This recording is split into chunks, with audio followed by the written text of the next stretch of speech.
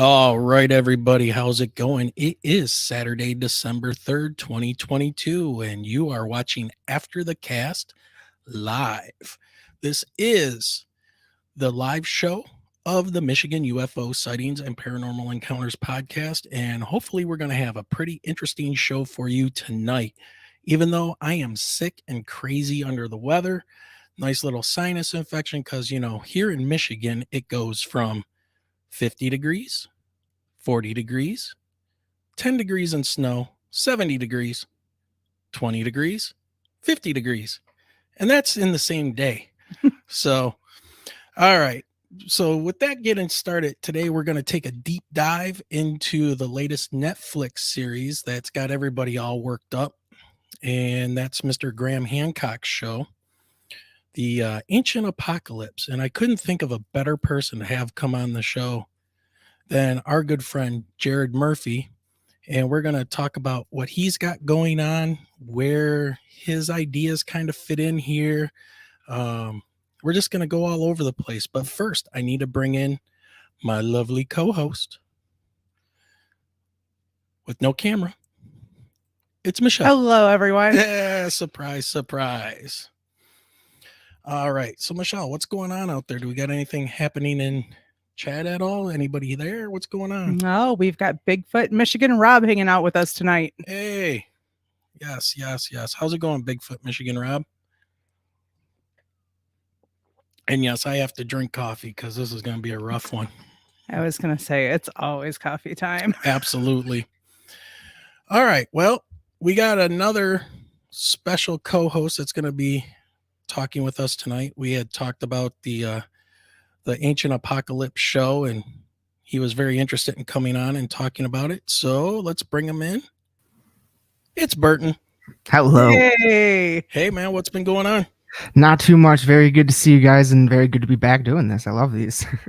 Yeah, this is something new for us, and very, very interesting times going on. And man, things are just going nuts. First, it was the 1994 Michigan UFO thing on Netflix on Unsolved Mysteries, and that kind of prompted us to come on and talk about that. And now we have the Ancient Apocalypse and Graham Hancock and all of this stuff going on. So yeah, we had the Michigan game. To all the Ohio State people out there, we're sorry. We have already let Graham Hancock know that it's not the end of the ice age that's flooding Lake Erie right now. It's your tears. So, just take it easy. You get another shot next year. So anything going on with the new podcast, man? I think I saw episode 8 come out. What's up with that? Yeah, episode 8 just came out. That one is about I've been kind of starting off going through like a lot of my own personal paranormal experiences. And that one is about the time where I investigated, like pretty much my first 2 real investigations with equipment of any kind and stuff like that, was at the USS Edson, which is docked out in Bay City, Michigan. And then we did the Dundee Mill, the old mill down in Dundee, Michigan. And I had my really good friend come on, and because he was with me, we've done pretty much all of them together, to be honest. And I had him come on and tell about the experiences and stuff. And it was a fun one for sure. And then the next one coming out will feature a call from Guy. So excellent. Yeah. And I know I still need to get you Michelle and our encounter. Yeah. So that'd be awesome. That'd be probably the first UFO story I've been able to feature. Yeah, we'll get that put together and sent to you in my voice, and I'm feeling a little bit better. Yeah. But yeah, for sure, man. All right, so Michelle, what's this? This is our exploration down the rabbit hole on an escalator. Yep. There we go. Hold on. You got to go by again. Hold on. We got to do it at least twice down the rabbit hole. There we go. But I at least have a suitcase with me too. That means I'm traveling. Yeah. I think That's, the escalator that helps us get not only down the rabbit hole, but to the plain out west. Absolutely. Yes. Lovely country out there. Lake Tahoe, Sacramento, California, Laughlin, Nevada. You know, I wish I was there right now. I could deal with some heat and none of Yeah. the cold, wet stuff, man.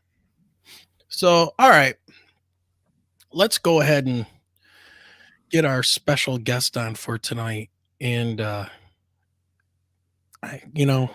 he's like a long lost brother. He's a good dude. We talk on the phone, and Jared has been really busy lately, and the dude's doing all kinds of stuff which he can talk about here.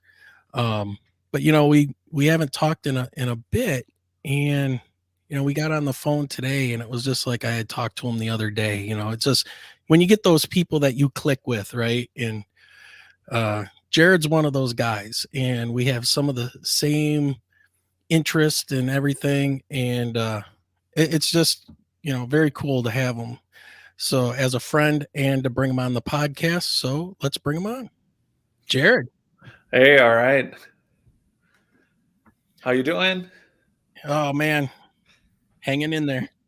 There's yeah, it seems like time just stops, and you pick up with people that you click with, and it's like yesterday, and we're all busy. You're busy. Yeah.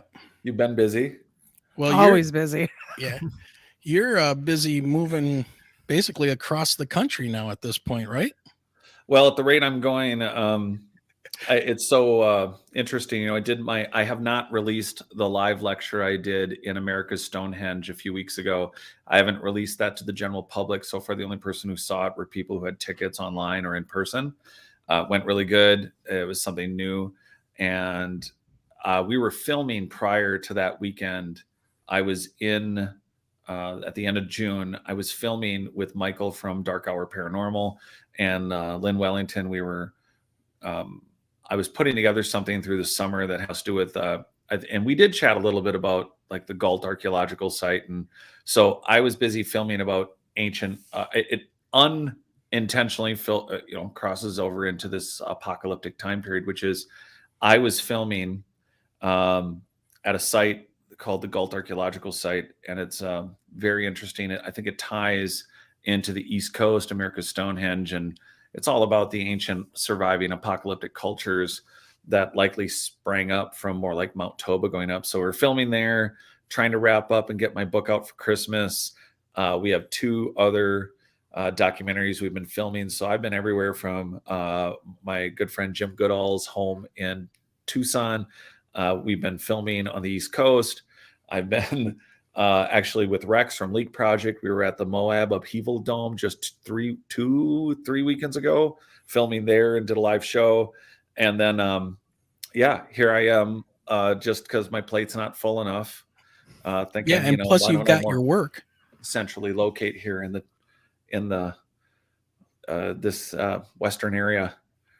Yeah, and on top of all that, you've got your normal job that you have to do as well.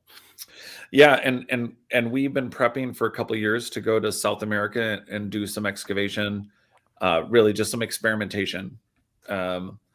And that's looking like we're coming to a first phase where it looks like we're going to do our initial trip. Did some planning with some people that spent a couple of years in Peru. Super excited about it. And that's something, of course, if it wasn't just that my new book is coming out, that there's 90 more pages, that it's in color, there's going to be a hard copy and a paperback. And so there's been a lot of work going on.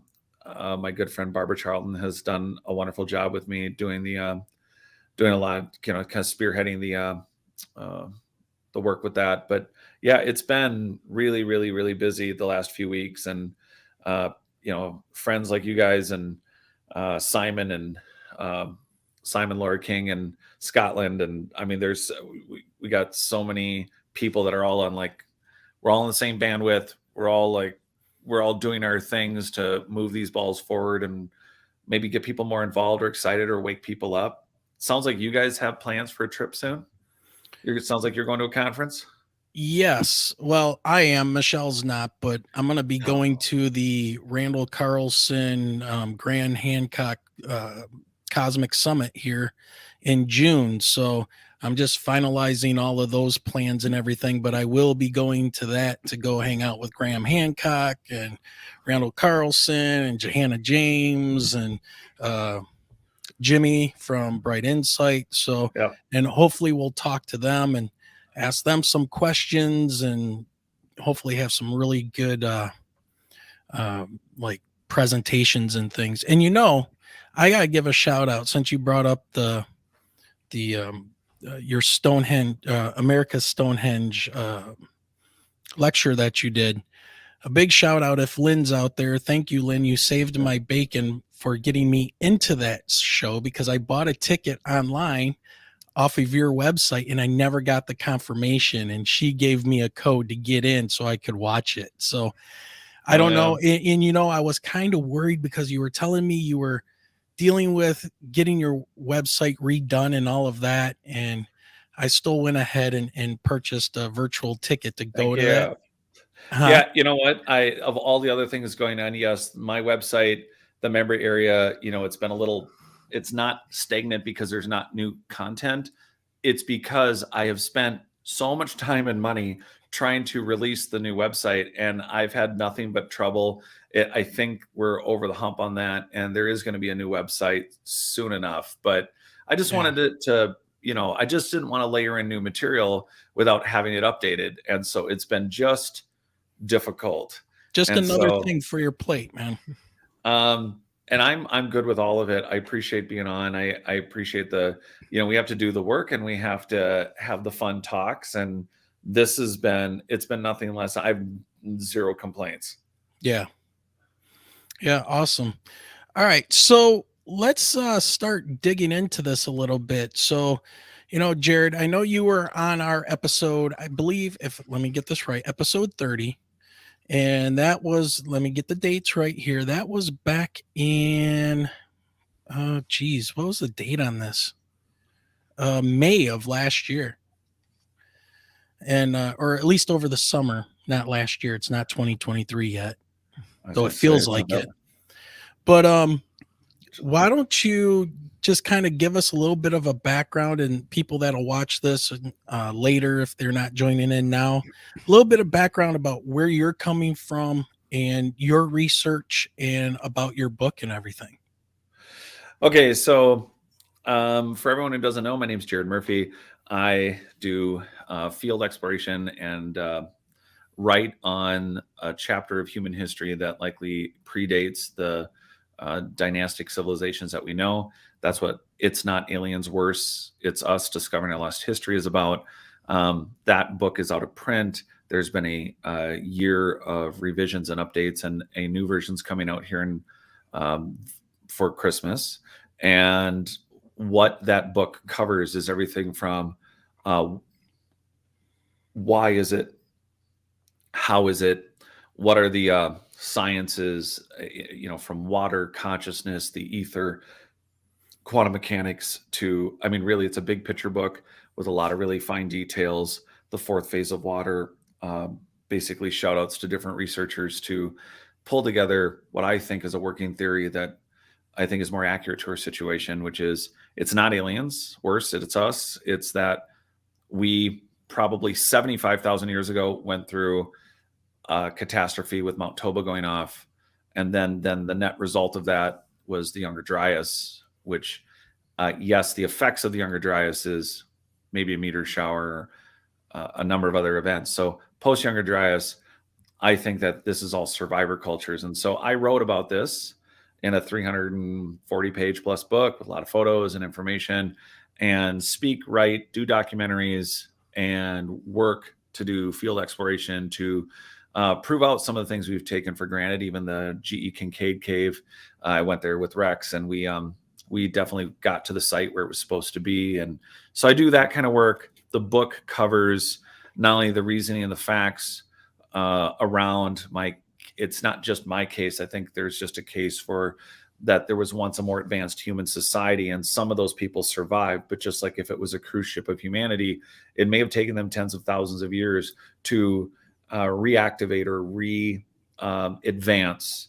And so instead of a terraformed, uniformed planetary system, which included biotechnology that we recognize in a lot of cases for us in our 10 to 15% consciousness, what we call nature, I believe that some of these UFOs, if not military or otherwise, but legitimate, what we would describe as clandestine organization UFOs, there's a good chance that a survivor culture did make it. And we are seeing them, that they even exist now. Now that there's a lot of different dialogue now between that conversation and all the evidences in the ground that show there was a very advanced human race. And then of course, all the different conspiracy places we can go and say, well, what does a fully conscious human race look like? What are the superhuman abilities? How would the world operate and run? So I've spent a lot of time on that. I've been on this show, Coast to Coast, and Richard Hoagland and Richard Sirrett, and Coast to Coast again. And I co-host a number of shows. I get to interview a lot of the people I write about. I've gotten to be friends with many of them.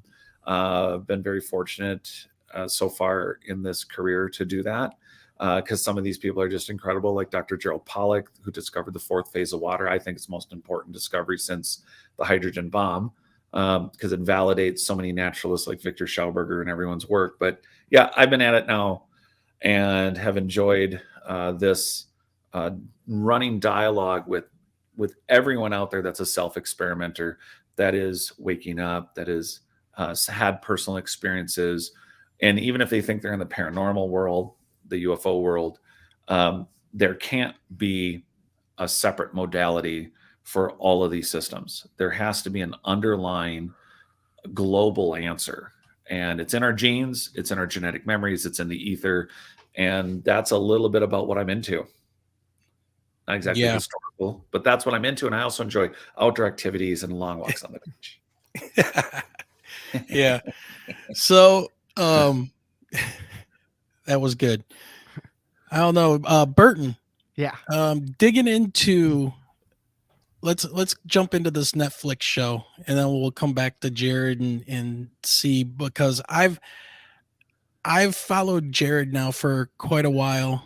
I've been reading a lot of things. I've read all of Hancock's books and have them on audio and print form and all that stuff. And my big question to him is going to be, and Carlson too, why do you stop at the Younger Dryas? We know there's been other extinction level events and things like that. But before we dig into that, Burton, let's look at what were some of your takeaways from the Netflix show, kind of as, an outsider looking in on some of this stuff. And what did you think about what you saw there on Netflix? I've actually now, what is it, 8 episodes or so? Yeah, 8 episodes. Like I think I've seen them all 3 times now. About I watch it over and over. I love it. I think it's fantastic and really, really interesting. I've been following Graham Hancock. First time I was ever exposed to him was a number of years ago on Joe Rogan. And then I continued to follow his work after that. And I didn't even know that he had this like Netflix documentary thing coming out. And so when I saw it pop up one day, I was like, oh, this is fantastic. Like, I was very excited. There were a lot of things in Ancient Apocalypse that I'd never heard him go into on other podcasts and stuff like that. So there were like new things like the Serpent Mound in Ohio. Which they banned him from. Yeah, for real. And the there's another mound in Ohio too. I can't remember or maybe it's not Ohio. Maybe that one was in Louisiana. But yeah, those especially stuff. And the bridge that's or the road. The B starts with a B. Bimini Road. Bimini Road. Yes, the Bimini Road. And I know that had been discussed before a little bit, but like I'd never like seen it to that. I mean, when they went diving and they found like the rocks under the rocks, like so they could balance on it and stuff. I was like, how's nobody talking about this? Like, this is insane. And that's the other thing about like all this work is none of it. All they're suggesting is, hey, maybe we're missing something. Like, it's not the whole hypothesis does not seem crazy to me at all. So, I mean, it's not nearly as crazy as, the History Channel show Ancient Aliens, like, but yeah, that seems to be a lot more popular for whatever reason. But no, I Yeah, loved it. I thought it was fantastic. it was an interesting take, and I just wonder probably what Jared's going to talk into a little bit with the genetics, these things being kind of connected to our genes. Yes. You basically saying that you've watched each episode now like 3 times basically makes me think that whether you agree with him or not, that there was something presented there that triggered something in you to want to know more. Yeah, I would agree with that. Yeah. And I think Jared could probably talk a little bit about that. I've got my own theories on the whole genetic thing and instinct versus gene coding and things like that. So Jared, how would you tie that into some of your genetic theories and things like that when it comes to this? In reference to the kind of the theme of the theory, the series, or what do you think? Basically like Burton's response, right? Like he's watched each episode now 3 times. That's a lot of time to invest, but obviously something, got to him and made him want to watch this thing. And I think a lot of people have probably done the same thing. And do you think that maybe there's something that might be getting triggered genetically, learning, because we're all told this crappy story of history. Honestly, it is. It's, 5,000 years ago, people in butt flaps, built the pyramids out of gigantic stones, and one of those pyramids has 2.3 million stones in it, big bricks, and and everybody just kind of shrugs their shoulders and moves on.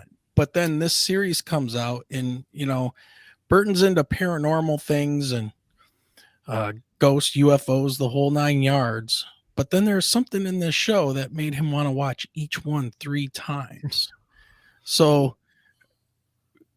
what do you think? Is there something going on here? Well, I think that anytime someone kind of crosses a bridge, like you said, whether you're in a different field of research or whether you have a different, maybe you were curious or had a level of interest, there's a lot of different reasons why you go into what's ultimately a more, I think, an accurate, I think there's a reason music, Lord of the Rings, there's a reason there's stories that we've told over the years. They somehow ring true to us. We're drawn to certain frequencies, not just for healing, but there's things, I think, in the frequency energy math of how complex our ancient biotech world was at one point, pre-Younger Dryas. I mean, that we're drawn to things that are genetically stored or are shared in that subconscious ether, that collective human consciousness. I do think that there's something we're drawn to when it starts, even on an unconscious level, answering some truths. So I think that's one of the things that draws us to a lot of the things we're interested in. And then as far as watching a show 3 times, I mean, only because it's awkwardly like Burton's literally listening to us talk about him.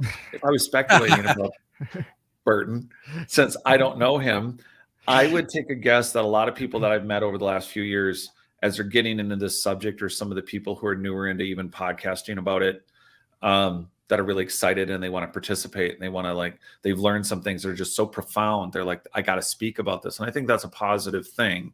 And I think when you have everyone has a certain expertise or certain background, and I'm sure Burton could talk about a lot of things I don't know about, that at the same time, I think Randall Carlson, given his background, and Graham Hancock and what he's done for research, I think that their names have become big enough and mainstream enough and there was enough money in this documentary this time where they're repackaging there's a couple layers to the show that we could speak to, but when it comes to why watch it 3 times, I would just assume that there are people out there that Burton heard things and could only, you can only consume so much mentally one round, and then round 2, and then round 3. Is that about summing it up, Burton? Yeah, I would say that. I mean, yeah, definitely accurate. Also, just one of the things. I mean, I'd say 3 times because the third time was because I knew we would be talking about it tonight, and I wanted to freshen it all up and take notes and stuff like that. So but yeah, Yeah. that, Did you was there anything that, like, I'm just curious from your perspective when you watched the show, was there anything that really like, wow, I never thought of it? Or ooh, yeah. yeah, never thought. I'm trying to remember specifically. Or just something that really stood out to you where you're like, well, that was a perspective I hadn't, like, or did it play into anything else you've already been thinking about where you're like, well, that seems to back up 5 other things? Oh, sure. Yeah. Well, I had never seen on camera and stuff like that, like the whole part about Gobekli Tepe, and the carvings there, and how the theory, at least the hypothesis or whatever, is that a lot of the animal carvings are representations of the stars and things that they see in the sky and stuff like that, and how that is just the number one thing around a lot of these ancient megalithic sites that they all seem to have in common. There's other things too, but that one thing in particular, now it's something I thought of before, sure, but like seeing it play out in every single episode with every single place that they went to, it was like, I mean, there's got to be something to that, it seems like. Yeah, definitely. Period wise, did you notice that those big columns, when I started writing 5 years ago, 6 years ago now, I couldn't not find an internet article that did not start with one thing about Göbekli Tepe. One, there are, that they've only, well, first off, I don't think they mentioned this in the site, but that they've only dug up 5% of Göbekli Tepe? Yes. Yeah. And then did you know that there are at least 6 or 7 other sites that are identical? Oh, no, I did not know that. Yeah, they don't bring that up. And then the other thing is, more specifically, they've only dug up 5% of that existing site.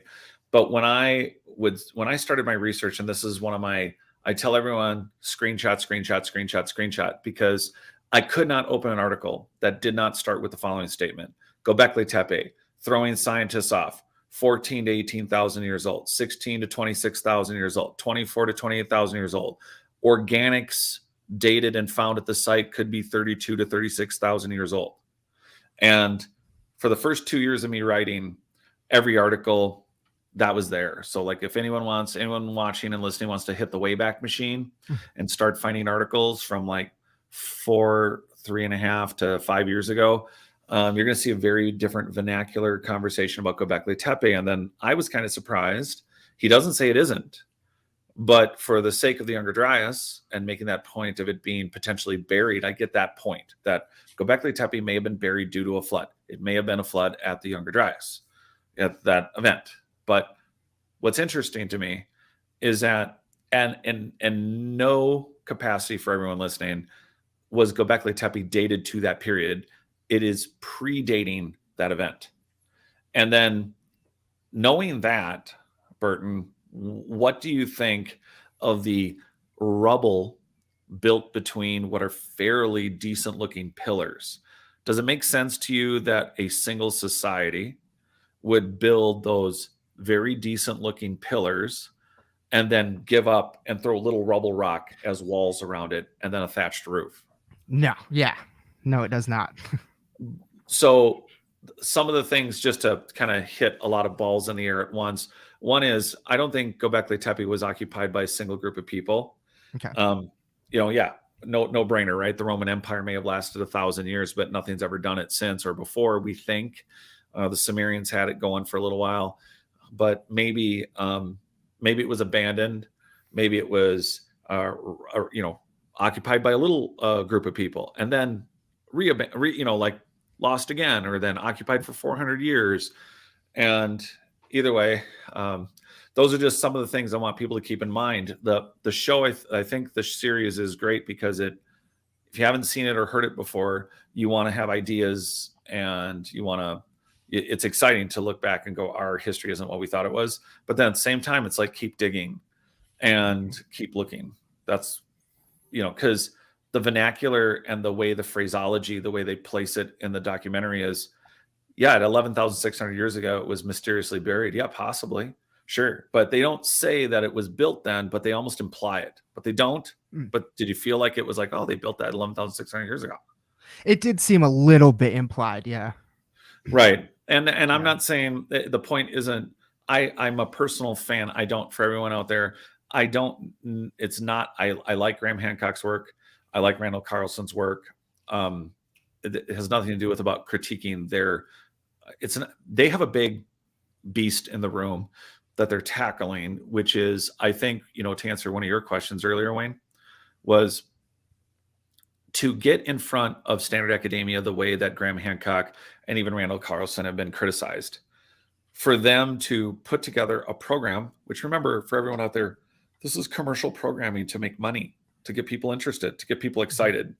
And so I don't think in this case they're trying to mislead anyone, but at the same time, they're making a series to also have kind of a punctuation or a capstone, or at least a very heavy shot fired over the bow of, this is the human history we know. There is a clear and obvious global event that happened at that point. So it's there. I don't think there's an argument that there was history prior, but like you said, they're hyper focused, I think, on being able to pull all the pieces together and state in a more social. I would say that a TV show is now like a social media statement. I think they're able to state, hey, this show is making a case point study of why we need to take the Younger Dryas, that event, the biblical flood, more seriously, and something catastrophic. And can we prevent it? Should we be preventing it? Why are we, why is it suddenly finally at the top of NASA's list to shoot rockets or objects to try to move asteroids? I mean, have you guys been tracking this stuff a lot closer, a lot sooner? Yeah, the DART project. Right. And is there a sub program in that program where they're like, oh man, that one missed us by 50 feet? Like how many questions like that? Yeah. I'm sorry. I'm going to get too far away from the question that's posted. Should we get at that? Yeah. So, well, one thing I do want to point out is a lot of focus is on that Younger Dryas, because that's showing that is the end of the ice age, and there was something cataclysmic that happened. And one of my criticisms about this is they will talk about this, and I think this was on Rogan with Carlson and Hancock, about how once they dug down, for the Clovis people, for instance, they never found a bone of a Clovis person, but they found the tools and the remains of the Clovis people, and then they'd stop digging. Well, I can ask them that same type of question when it comes to Göbekli Tepe. Like, why are you stopping at the self-imposed barrier of the Younger Dryas and these flood events? Because those pillars do not look like they were buried because of a flood. They are buried on purpose and supported by those smaller rocks. To me, it's a time capsule. The people from ancient times are trying to send a story forward, and that thing was built way before the end of the last ice age. It had to be. Yeah, it had to be. And again, it's like you got 5% of a book open, you got 5% of the pages read. It's a joke to make assumptions about what does this pillar mean? What does that pillar mean? There's symbolism that is seen all around the world. That is true. Yeah. But then where's the funding? Where is, Klaus Schmidt, basically the day Klaus Schmidt, for a lot of people who don't know, the guy who headed up digging at Göbekli Tepe is Klaus Schmidt. Spent 44 years, dies of a heart attack in a swimming pool. And that's pretty much the end of it. There's been other researchers exploring what's been exposed, but they've built a semi-permanent structure over a site that should have extended digging plans, not extended tourism plans. I want them to get money for that to do that, but the issue is, where's the global archaeological? Here's our 1, 3, and 5 year dig plan. Just like a business plan. Here's how we're going to grow the franchise. Here's how we're going to get to 20, 30, And that kind 40%. of goes to Hellfire's point here about why isn't there more funding and resources put into digs? I see it as just as important as space exploration, 100%. Yeah, there's a lot of reasons, and I can tell you what I've heard directly from archaeologists. I mean, there is an obvious you better find what we're looking for. Now, you better not find anything that we aren't looking Yes. for. That's problematic at Göbekli Tepe, because if you have 32 to 36,000 year old organics being found, there is such an avalanche of storytelling to do to get us to that number. So let's just look at it at that sarcastic, critical point. When you're fighting to get I feel like it's like Dirty Rotten Scoundrels with Steve Martin playing Ruprecht, like stabbing himself in the eye and being kind of a moron. And we're like in this archaeological version of square peg, round hole, and being Ruprecht and not even quite knowing where the hole is. And just getting people to point out the obvious, that the Younger Dryas event, that there's this period, the biblical flood was real, that there was a actual catastrophic event at a year mark, but that's not the only one we've had. So just getting people to admit that one, then that's a problem, right? So what do you do then with, hey, we've dug up 50% of Göbekli Tepe and it's a massive city. Like, I am shocked that they're trying to say that it's a ritualistic site. Yes. Everything is right. Everything's a ritual. Everybody had time to carve giant booby statues, and it was all significant. They're all fertility goddesses. It's not some horny 8th grader in fart flap time. Right. I made a big boob statue. Look at mine. I mean, think like a child. Think, I got nothing to do. Dad's hunting deer. I'm making a big booby statue. No one ever talks about that. Michelle, go. No, we just started Greek and Roman mythology, and I just had to have the conversation with my entire class about once we start seeing some of the statues and the visual representations of the gods and goddesses. So, and every time it never gets it never gets any easier. Yeah, no, and that's I think we miscount that for what we're finding, but when you're dealing with truly ancient, it is an exception to become. I've listened to some of the best paleoanthropologists. At least they're famous. There's a husband and wife team that are very famous for digging dinosaurs and going to Madagascar, and they're from Minnesota, and they did a whole thing about how to become a fossil. They did a whole lecture about it, and it's really hard. It is the exception to survive anything, let alone be a fossil.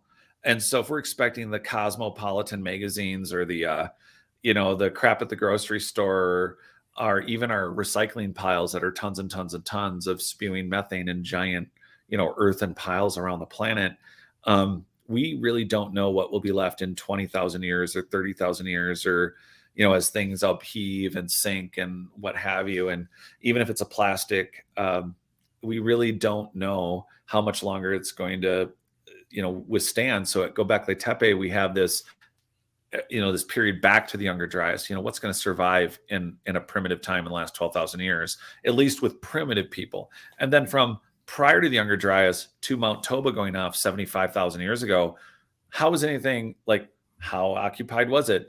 Of those 6-7 cities, how many villages or how many places in the middle existed? What were they built out of? What were they constructed from? What was Göbekli Tepe looking like when it was the most originally built space? Was it entirely stone walls? Were those stones quarried and used for someplace else, or were they wood?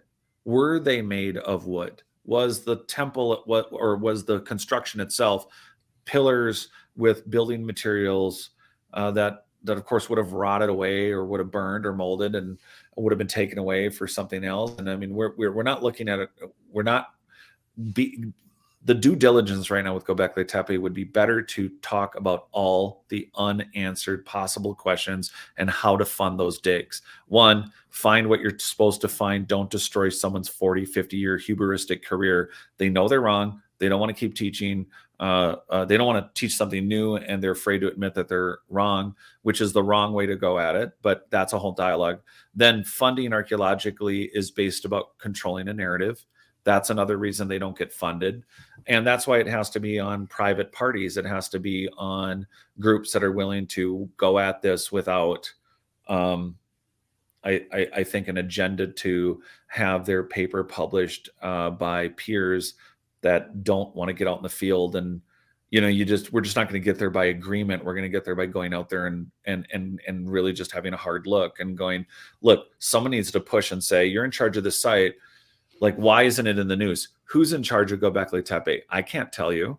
Who's in charge of planning out the next 20 acres of digging? Who is that person? Why is it that we don't know? Why is it so hard? It's never been a focus of Archaeology Magazine, or I'm just thinking of things that I read, or National Geographic.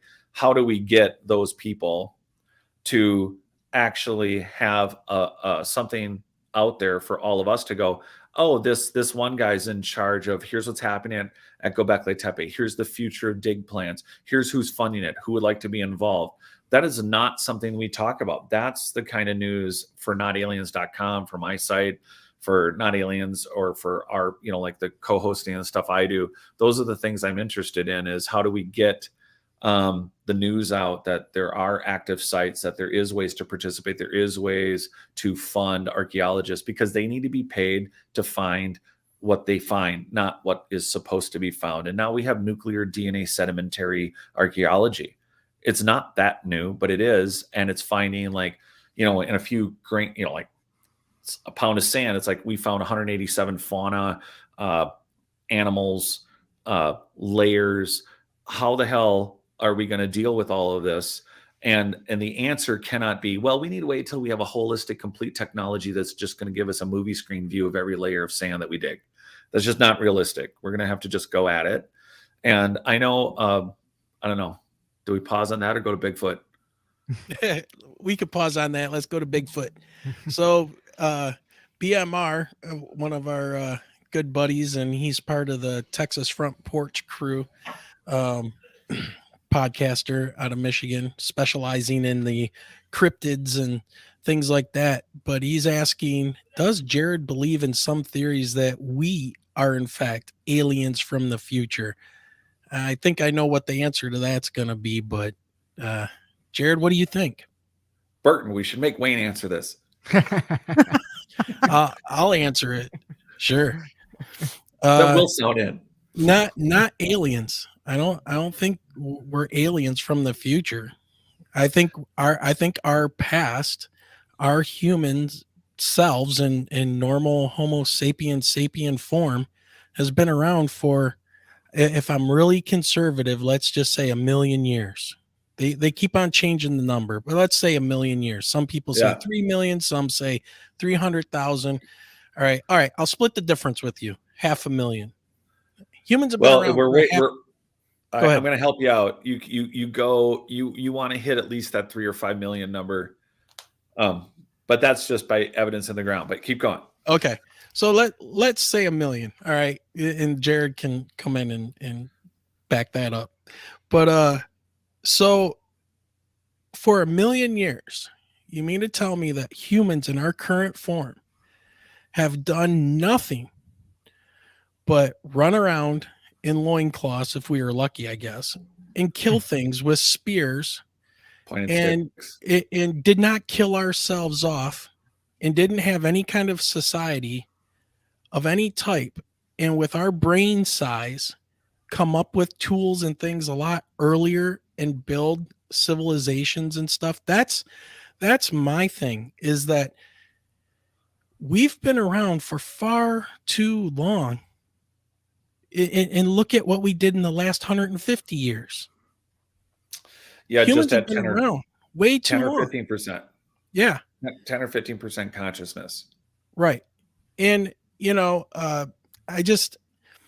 when you look at these buildings and what they could do, I mean, if you want to get into Peru and Machu Picchu and those polygonal blocks, they didn't just find those somewhere. Somehow those Yeah, I things know. were created and carried down a mountain. They were quarried from a mountain 10 miles away, down a mountain, across the valley, then back up the mountain to build these things. Yeah. And okay, butt flat people are going to be doing that. Guys in loincloths, right? With no kind of technology. It's impossible. Those people found these things and then they lived on top of them. They took it over, they built on top of them. But we're not the aliens. But we probably had technology in the past that probably would make us look like it today.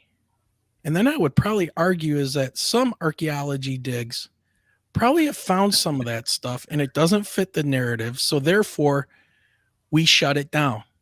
You guys are crazy. And then they kind of like Graham Hancock and Randall Carlson because they only focus on 12,000 years ago. We can Right. easily dismiss that. But what about when we were down?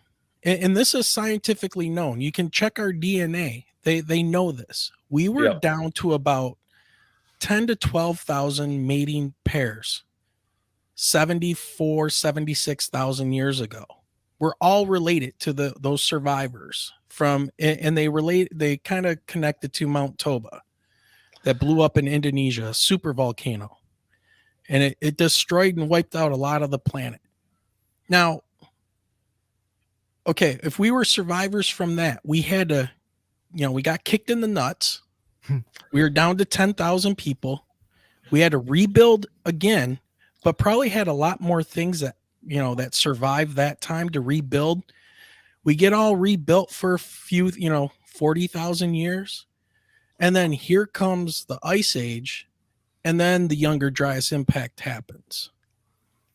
So, that's my question. Why Graham Hancock, Randall Carlson, you talk about Clovis, people, why don't you dig past Clovis? Well, why don't you guys go back further? Because it's there. That's my point. It's a great point.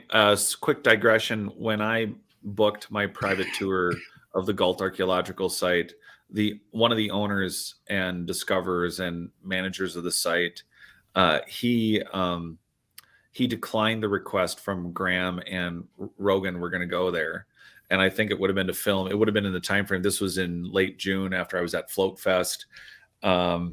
This definitely. So Freeman from Freeman TV, Freeman and I were getting together, and so I put a group together. It was him, and it was just about 8 of us, and while we were there, while I was waiting for everyone, I got talking with the archaeologist, and there are 2 things about Galt. One is they did dig past Clovis. There's a quite an abandonment layer, and they hit a floor. So for everyone interested, it's a mastodon kill site, one of 19 in the Americas. And secondly, it has a stone floor from a civilization unknown, and that floor, and this guy is quite conservative in a lot of areas, in a lot of ways, that the way he could, looks at the construction of ancient antiquity, and they're at least dating this floor to 22,000 years ago.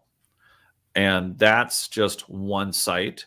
In northern and central Mexico, to back Wayne up, there is a site called Hueyatlaco that again, Michael Cremo has talked about for years.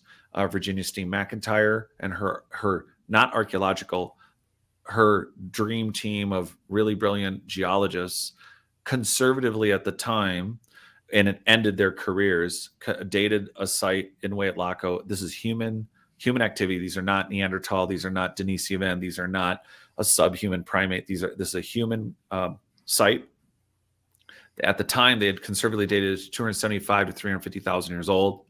It has since, now 40 something years later, the evidence shows that this is a human-occupied site that at a minimum is 350 to 500,000 years old.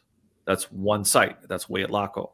And so there's a lot of places where someone has dug past Clovis and they found other things. And Michael Cremo, for everyone out there, the list of must-have books.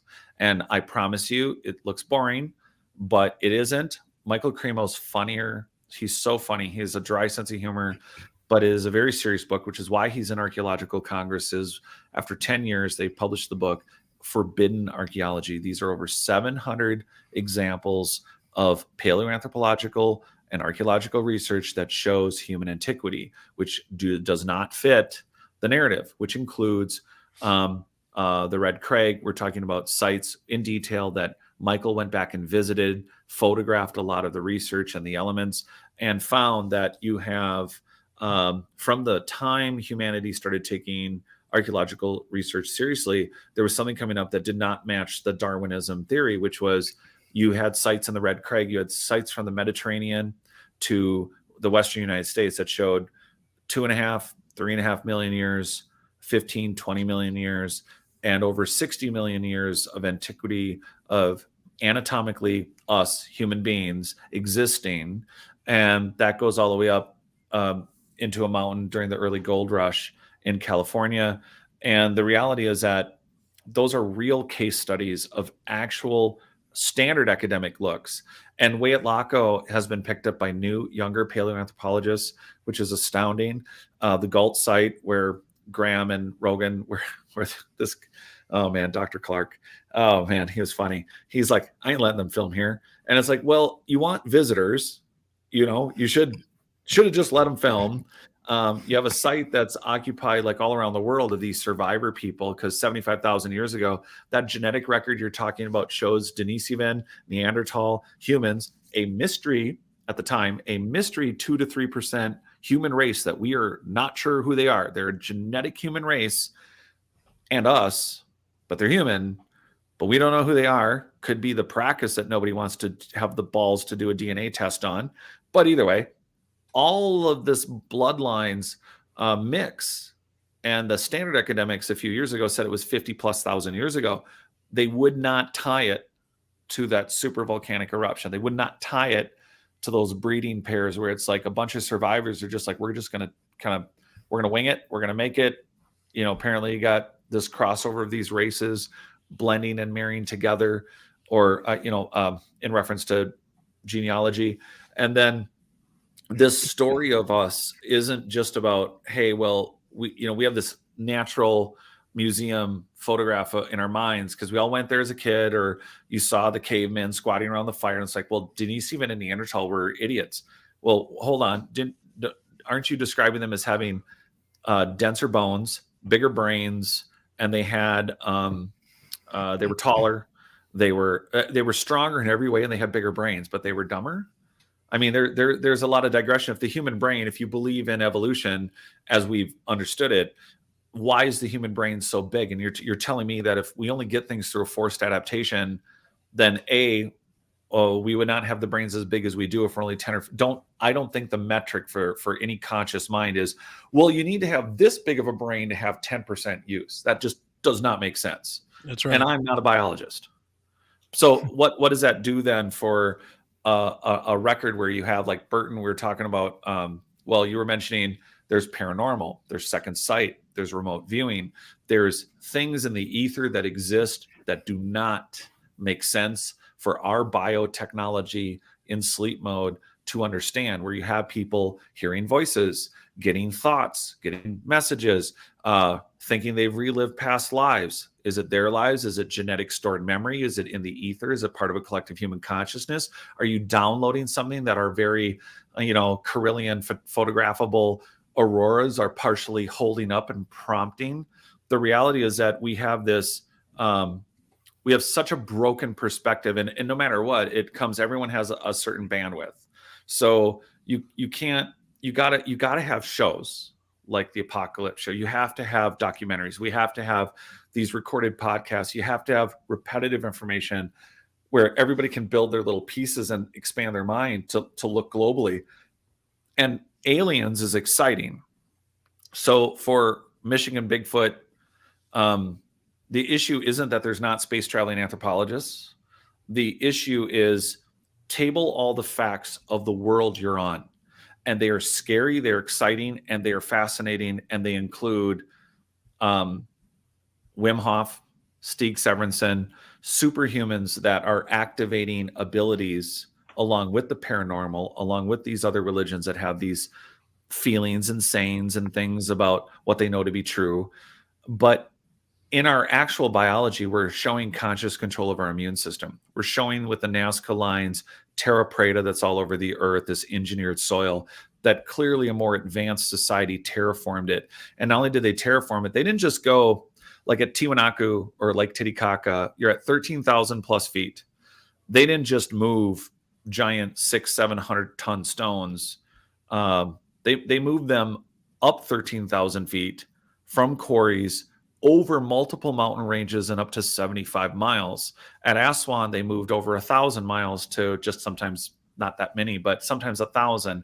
And then at Baalbek, you have a quarry that's 3 kilometers from the Temple of Jupiter, which this is where the trilithons are. And there's a stone left that this single stone was cut, and it was dropped back in place, and it's approximately 1,140 tons, and that was going to move 3 kilometers. But that was basically, for that one, that was almost a flat shot, kind of. But we have technology in the polygonal construction that says, hey, if we put a building here, and with all of our engineered soils and all those piezoelectric properties, so the buildings and us, and maybe it all connected together, but we know that if we build this exact shape cymatically, we know how many hundreds of miles deep and how many 1,000 miles over, there's going to be an earthquake. And when there is, or when there's a disturbance, or for this building at Ollantaytambo or Sacsayhuaman or the Egyptian pyramids, or wherever we find polygonal construction, Easter Island, all of it, they built it to withstand that frequency energy, but also to do wave propagation. So they're not just defending against earthquakes, they're sending signals under the ground and through soil systems and nano-sized or crystallized. They're not just using black earth soil, terra preta. This is a highly advanced procedure, not to mention the instrumentation required to not just cut and move stone, which no one can get their damn head around, but they're measuring energies and frequencies and building to suit where they are on the planet. We got to get our heads around this, because the survivors of a global catastrophe or a weaponized conflict, or both, 75,000 plus years ago, perhaps they had the low base energy frequency technology to basically shake, batter down lava, that they didn't have to have a super volcanic eruption. Maybe Mount Toba is a mismanaged global terraform event, a society that was globally terraforming and literally went on the fritz, and one of the pressure points blew. What if it wasn't? What if it was something by the time we've been around for millions of years? Because if we've been around 60 million years, did we do this multiple times, or did we do this once epically, and did we have indefinite lifespans? That's a possibility. But speaking specifically to the excitement about UFOs, well, I saw someone and they don't look human. Yeah, go to the tattoo convention the next time you're in town and see the people with the cut tongues and the the body mods. It's ridiculous. Now give yourself 1,000,000 years or 100,000 with a gene CRISPR and tell me you can't turn yourself, or instantly through nanotechnology, program your cells like Ray Kurzweil's and The Singularity is Near to be a translucent, infrared reading and seeing through your skin, communicating directly with your Tic Tac that can fly at Mach 22 on a 0.0 turn, and tell me that being shorter and translucent and white, and maybe the biotech within your human suit, is more apt to control the technology you've created. And you say, oh, well, they've evolved. No, they're programmed. If they wanted to look like us, they could look like us. We are them, they are us. And that is a much more, I think, I'm not saying that's for everyone listening, I'm not saying that's who and what they are. Wayne already knows where I'm going. Burton's already guessing, or already knows. And Michelle's just being so polite. The last thing I'm going to say on this is I think that it is difficult. It's easier for us to comprehend that these aliens are aliens and they're from somewhere else. It is more angering, frustrating, mind-blowingly sickening to think that our advanced ancient relatives are still here amongst us. And the idea that they could cure cancer, that they could cure death, that there's a way to connect this planet and terraform it back to a global conscious society is clearly not on their list of things to do, or they're doing it in a way that they think is controlling the system and all this other stuff. It's like the ends justifies the means. It's like, well, we'll fix it eventually, but it has to go whatever those points are.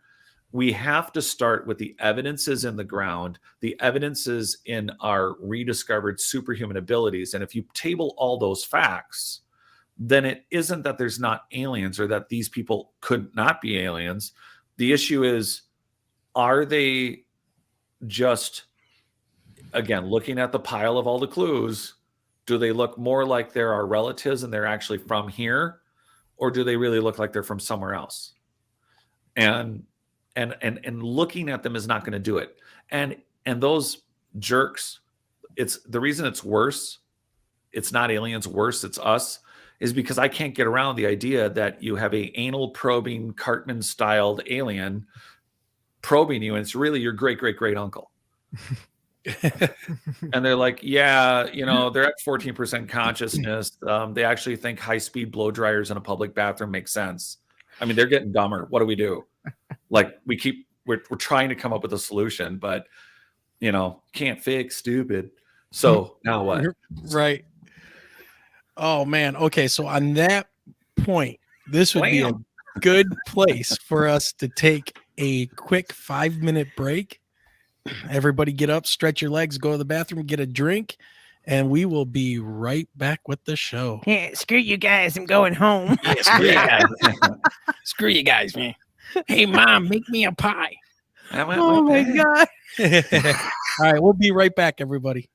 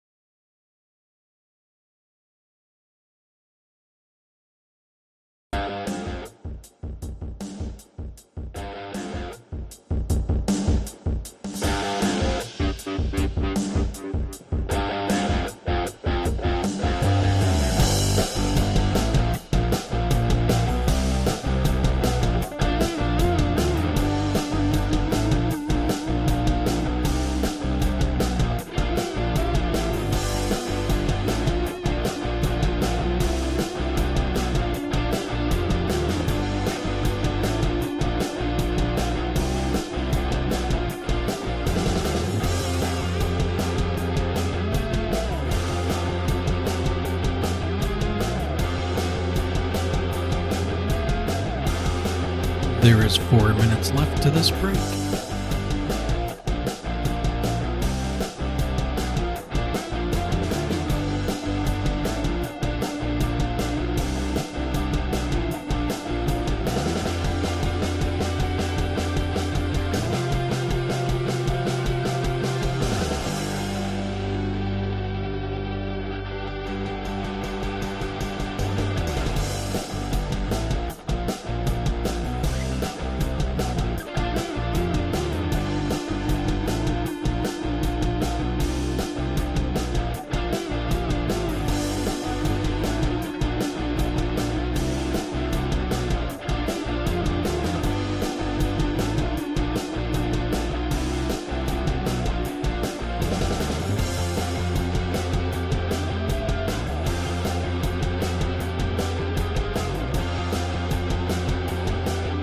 Three minutes left, everybody. Just 3 minutes.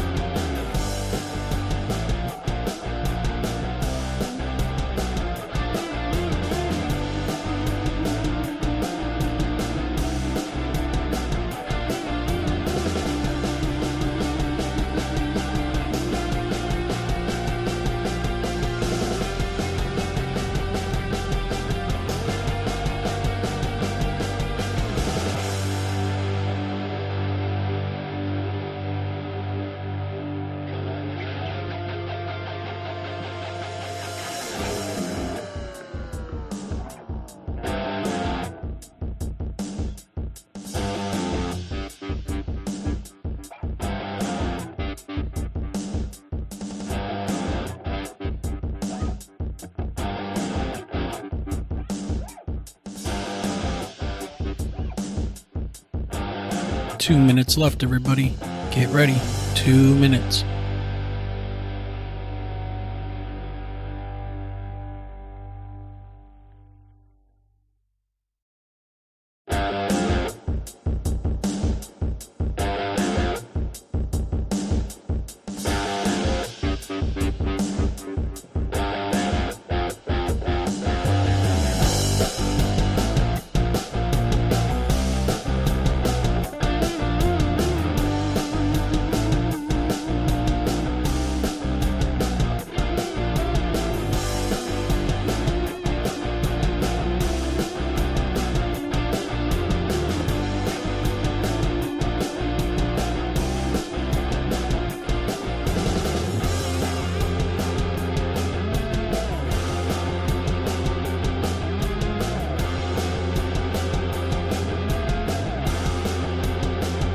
One more minute and we are back.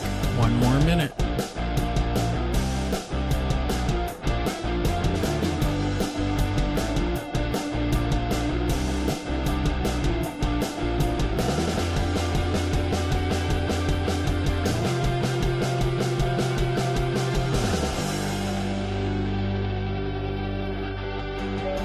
I got you.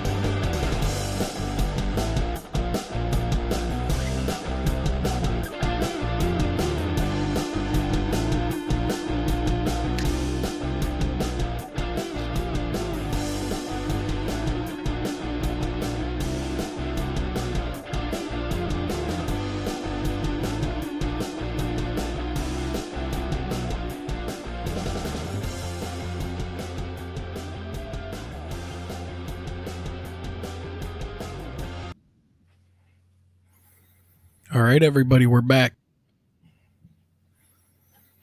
All right, we are back. Hopefully, everybody had a nice break. I'm going to bring our co-host back in, Burton. Wow. Hey, man. Welcome back. Welcome. Thank you. Yeah. And It's great. my lovely co-host and wife, Michelle, will be joining us in a few minutes. And let's bring back the man of the hour, or actually hour 2, Jared Murphy. What's up, Jared? It's great. Just great. Great. All right. So, Burton, what else did you see in that docuseries by Graham Hancock? And by the way, I didn't know this, but do you know Graham Hancock's son is an executive for Netflix? I had I no don't know idea. how we got the special. But, yeah. Yeah. He's so controversial, but I did notice that they did start shadow banning Ancient Apocalypse on Netflix. You got to actually search for it now. It will not show up. I noticed that too. I was like, Yeah. why the hell isn't it? I thought it was trending or something. I was like, where did it Yeah, go? it was. It was like number 1 or whatever. Yeah. And then the next thing you know, it just disappears off the list. You have to type it in to find it now. That's so interesting. I didn't know that. Yeah. That happened So today, Wayne? Yeah. Last couple days? Yep. Yeah, because I know that Jim Goodall and I were watching it over Thanksgiving, and it was doing what you said. He would pull it up and it would show up in the top, most watched, available, recommended for you. And I'm not surprised. I'm doing more and more on Rockfin.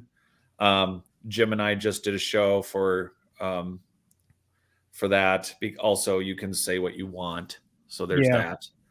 Yeah, it's really weird, man. It's like, you've ruffled some feathers when you start to deal with this, but then it makes you wonder, what are they so afraid of? Are they that invested in everybody just going through? I mean, I see my kids, I see my students with the cell phones in their hands. They walk around like little cyborgs. They don't use the cell phones for any real good information. It's all about entertainment and dopamine hits. And it's I don't think they're that informed. I don't think that people, it's way above pay grade to like, what do you need me to ban? Yeah. It's just, or what do you need me to like, hey, take these numbers and put it into this program list. That program list is a batch program that disallows searches or makes it, it gives it the personality it needs. I don't even think the people pulling the triggers, it's like, again, goes back to some Nuremberg trials. I was just following orders. Well, Right. yeah. I mean, They anyways, don't. Burton, we can go down that rabbit hole, but I want to know more because I know you watch this show a lot. I watched each episode now twice, and there was also like a 3 hour Hancock and Carlson interview on Joe Rogan before this Oh, came some of out. that. They said some very interesting things about, well, at least Randall did, talking about some type of energy source and plasmoids and kind of getting into frequency. And when he started talking about, this guy he's working with and frequency, I was like, oh, here we go. Where have I heard this before? So they're discovering older technology, it sounds like, and Tesla came up and things like that. But Burton, what else did you see that interested you or you wanted to bring up? That well, first of all, the it was really cool to, in the documentary, it's kind of like, because I wasn't expecting it. So while I was watching it, then they would occasionally have, guests on like Rogan or Carlson. I was like, oh, cool, I get to see them in this too. So that was really neat. And I always like hearing from Randall Carlson because he has a really great way of breaking down what he finds, you know what I mean? Like he can show you like the maps and the topography and everything. And Yeah, he is what I does a would really good call job. he's an obsessive uh educator. Yeah. If I was to put a title on him, he wants to show you everything, and sometimes it's information overload. But I mean, looking at like the channeled scablands and things, and talking about ripples and huge sand ripples and what happened, I mean, amazing stuff, and he puts it all together. He's great at that. Yeah. Yeah. So I guess one of the main other things that really stuck out to me that I had never seen visually represented in this way before, of how the difference in the sea levels, especially going back to the Bimini Road, how they do a graphic where they show the sea level being 400 feet lower. That's insane. That is an insane number. Like imagine if it was the Great Lakes were 400 feet. How much, you know what I mean? Like we'd have way more beaches. Like, And that's the point, right? yeah, And where do societies and people like to live? And where on is the water. commerce? Yeah, where is commerce easy? And if you had a global civilization that was trading things, Mhm.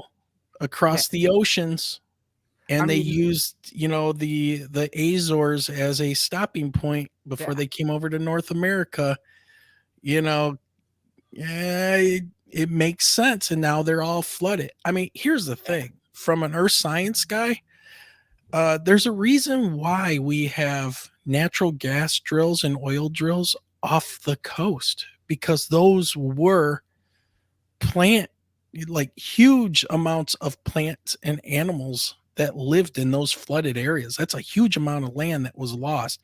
And Jared can talk about something uh, close to this, and they do this off the coast of England, and that is it Doggerland? Is that what it Yeah. was called? Yep. Jared, talk to us about that. I mean, even 8,000 years ago, I mean, it was significant 8,000 years ago. It was super significant over 10,000 years ago. And pre-Younger Dryas, you have a continent basically underwater from Scotland to France, significant amounts of valleys, rivers, creeks, basically hills, mountains, valleys, whatever. They even existed. I mean, we're talking like 6,000 years ago. You're um, you're looking at a society that may have been connected to Sumeria, the East. You have a whole continental coastal living system in the Baltic and the North Sea. It's all underwater, but it was coastline for maybe pre Mount Toba. So like pre Younger Dryas, all the way to we actually, well, okay, yeah, I mean, there have obviously been evolutions in 4.5 billion years, but there is significant probability that you have a landmass that's underwater that shows signs of occupation, which makes things like the Sarsen stones of Stonehenge. And I'm only saying it, I hate bringing up popular places. But very large mantled megalithic constructions that are made out of silicretes. I'm talking about the oldest, most ancient cairns, dolmens, structures that are probably evident of extreme human antiquity and weathering, that represent smooth, advanced polishing and cutting machines. And those stones were kicked, dragged, cut, chopped, and turned into like squirrel temples. Those stones, I think, at the center, which is really what we see above water now, were really the surviving elements of what was a much more coastal society. And we're assuming we're the biggest population on Earth, that at 8 billion people, this is it. We've come further. Based on Terra Preta, not even as Terra Preta for a measure of how much food we could grow. The reality is that the entire human population, if you give them an acre, will fit in about 3 Texases, not even 3. Yeah. So you can give them an acre. There are whole YouTube videos and I say YouTube because they are specific to YouTube. There are videos out there of people who have commercial greenhouse farming. They're doing basically urban. They're producing $270,000 to $350,000 a year in profit off of an acre or 2. Wow. And so if you put humans in double-story towers, you're down to a Texas and a half.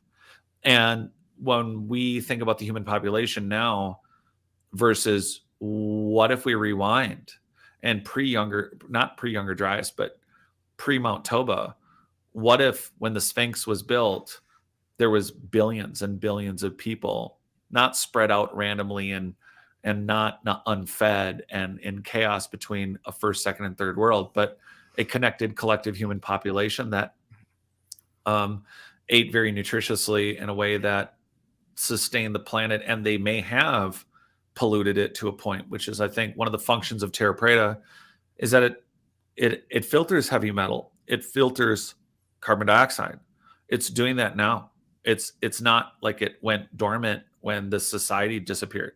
And it's in North Africa. It's in South Africa. I mean, I was there where it was in South Africa near Michael Tellinger and Stone Circle Lodge. And, I was there for a month doing research. And I was on the plains where there's hundreds of thousands of kilometers of dynastic ruins that nobody talks about that may have something to do with the stuff at Göbekli Tepe. But all of it together represents an advanced society that was clearly like, man, we did something to the air. Well, hey, here's a sustainable growing method and an energy transfer material. It'll blend in with other soils. And then, here we are now with this perspective that, we're at 8 billion people. We're the biggest we've ever been. And there's a whole rabbit hole for us to die on for an hour. So, I mean, I know we've only just basically hit it a little bit on Terra Preta. Do you think that was the original reason for Terra Preta, was because we actually had a very large human population, more than we had here, and we needed, or people back then needed, a way to grow a lot of food? I don't think we consume the way that we do now. I think that like the Sumerian Kings list and the biblical references of the second oldest name in the Bible is Jared. Jared lived about 3 years less than Methuselah. So whenever he says you're as old as Methuselah, I'll take Jared. I mean, Jared only lived 3 less years, so I almost hit $1,000. And then you got the Sumerian Kings list saying, well, these literally the Kings list, for everyone who doesn't know, it's not one list, it's multiple lists. It's found all over. And on it says, well, pre-flood, there were 8 kings and they ruled for 32,000 years each. And everyone thinks, oh, that's an allegory. They didn't really live 32,000, 36,000 years each. That's just not a thing.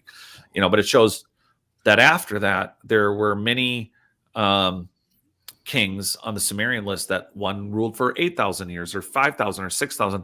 I put the list in my book so you can look at the numbers. And I was always fascinated that what if it had to do with this worldwide global system that could support life differently than we do now, as it shut down, or the last of the most nutritious, not just nutrition as in food, but the energy fields, anything that had to do with living around megalithic constructions that had any health benefit, still worked in its most dilapidated state to extend life.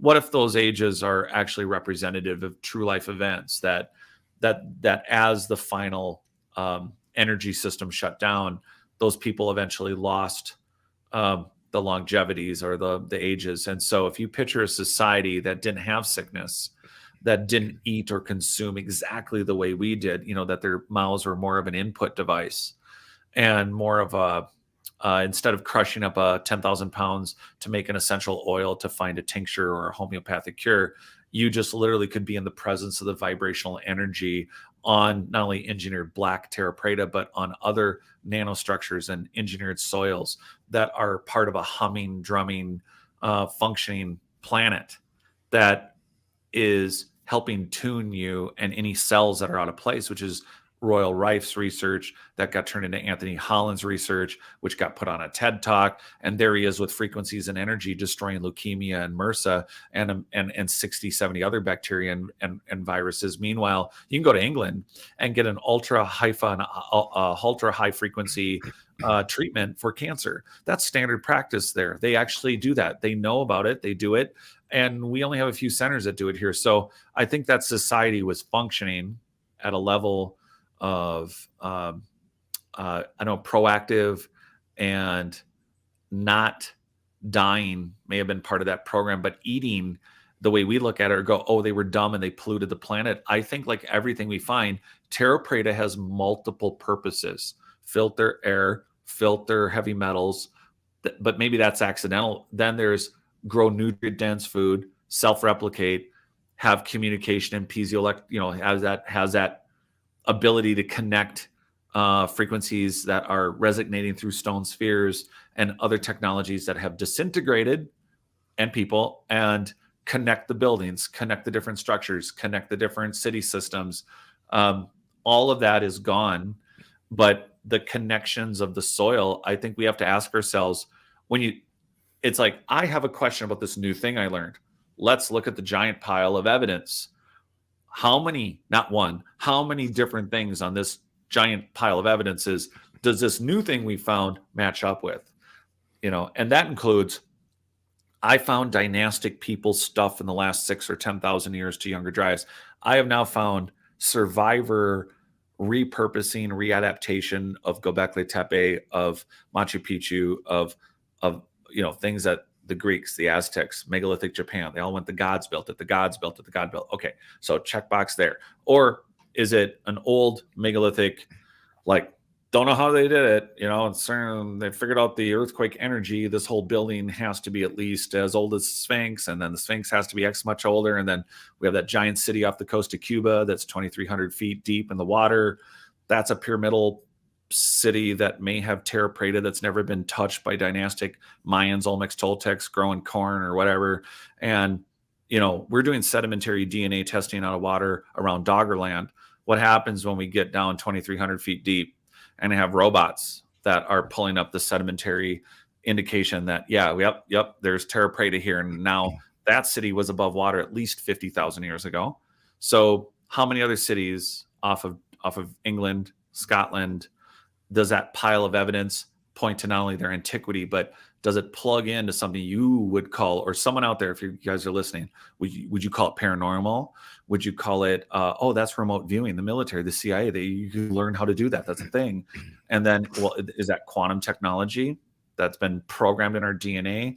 Are you out there getting downloads and you're getting, you have connections to the past? Or is it you having genetic recall of a zip file of someone else's life? And is that part of a built program system from literally 1 million years ago? Yeah, I'm telling you, genetic memory is the same thing as instinct. It's the same reason why animals get born, and everybody's making a big deal about this, but it's like, okay, a baby deer, right? A fawn gets born. And what does it want to do? It wants to stand up. Why? Why does it want to do that? Because in its genes, its genetic memory says, learn to get up and run so you don't get eaten right now. So what is our genetic memory? Well, I used to do a thing to my students and I'm going to kind of, you're on the air. I know I'm going to be nice, but it's cruel, but not. the kids kind of liked it once I explained to them what I was doing, but I was talking to them about this same kind of idea last year after we came back from COVID. And I was like, yeah, look at this area. Does it look like it was flooded or not? We were looking at topographic maps of the US, and we got into genetic memory, and I was telling them about, instinct and stuff like that. And they're all looking at the maps. I got them distracted, and I took a very large plastic snake and I threw it up and over them so it would land right in front of them. And about 70% of them jumped and ran, and about 30% of them stood there and looked at it. I did a little experiment, and I said, "Why did you run?" "Well, I thought it was a snake. I was scared." "Why?" "And why did 30% of you stand there and look at it and go, 'Oh, that's not real'?"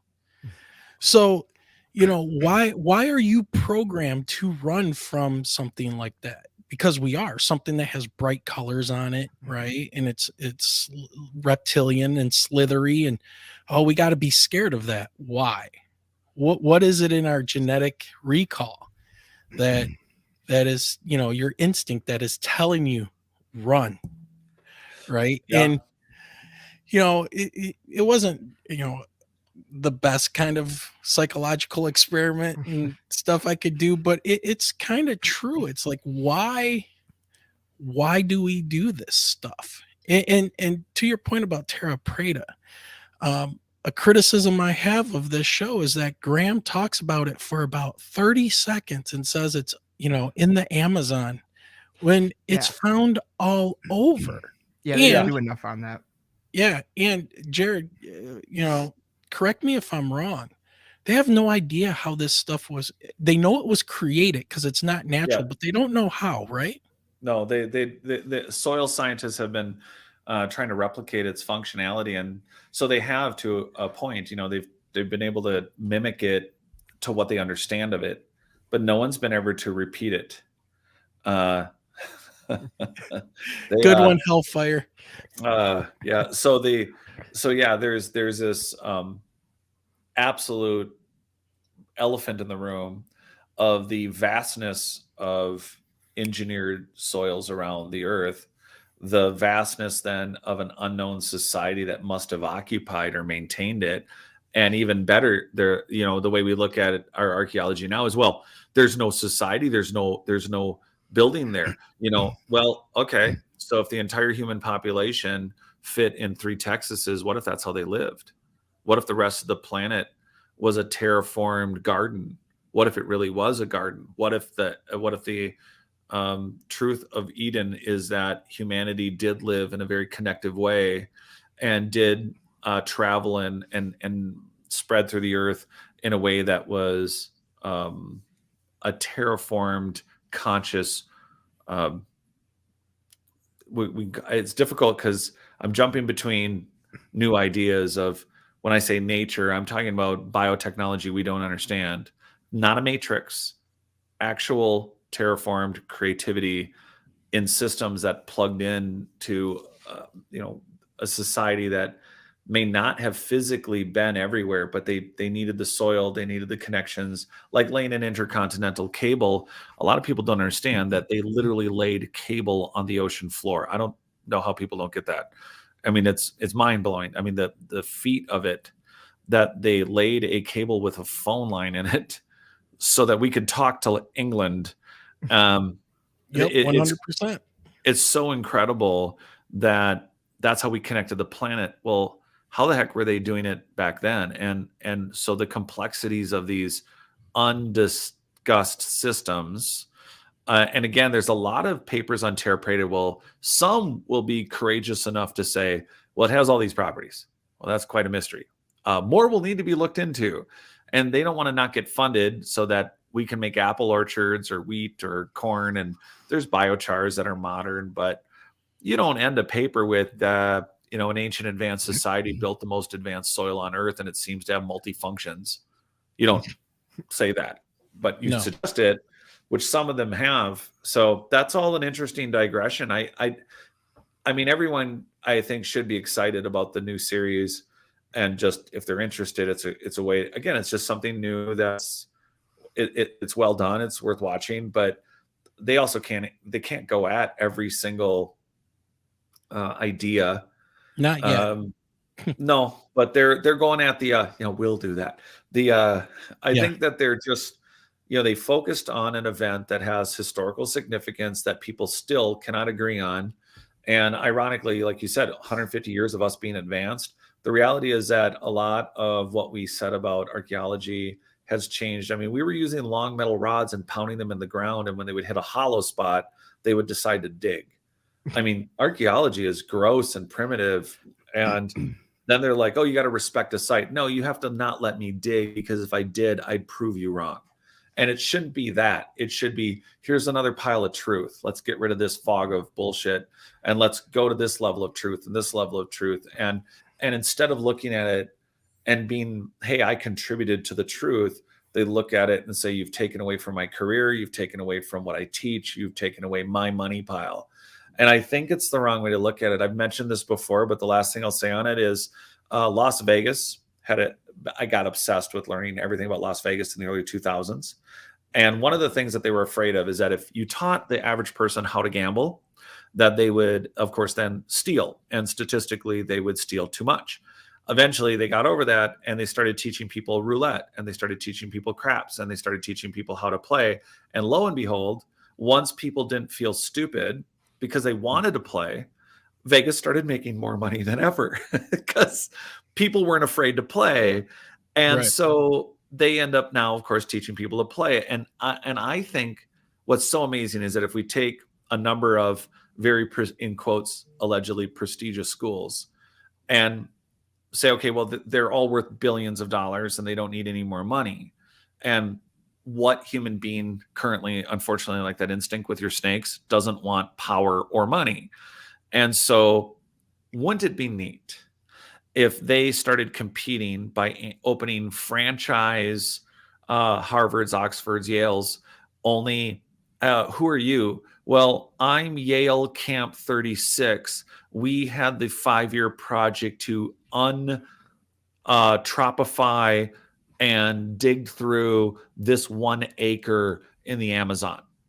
And oh yeah, we were right next to 187 and 911.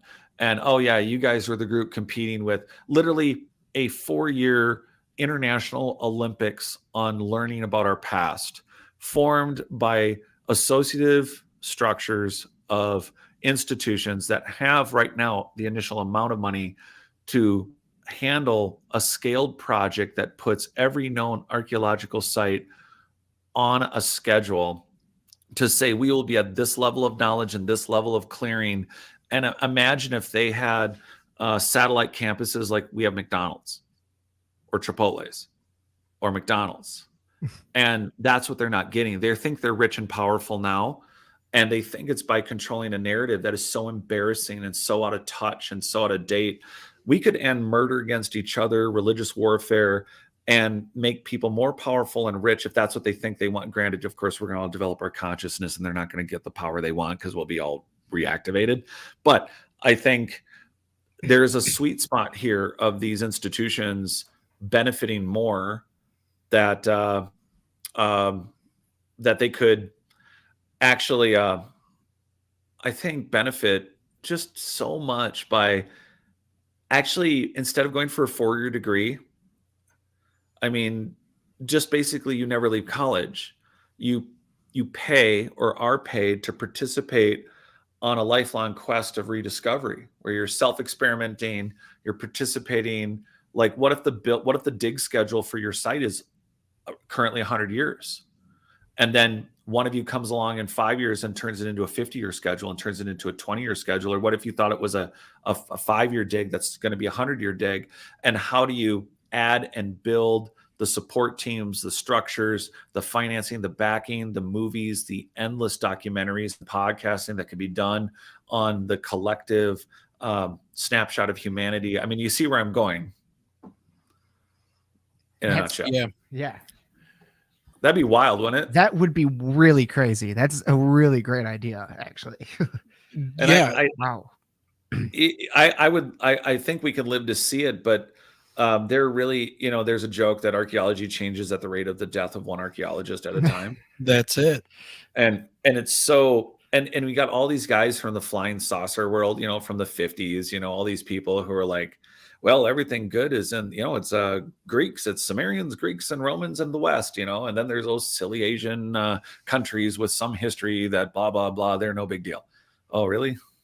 I mean, Chinese medicine seems to have some really badass applications. And I think those the Japanese megaliths all the way through Japan to China, I think there's a story here that we're missing down to Jakarta and the world's largest pyramid. And, there's just this, this lack of marriage between the two East and West. And I think there's so much. I mean, there's just, well, one of the first things that you were talking about that made me want to jump in here is,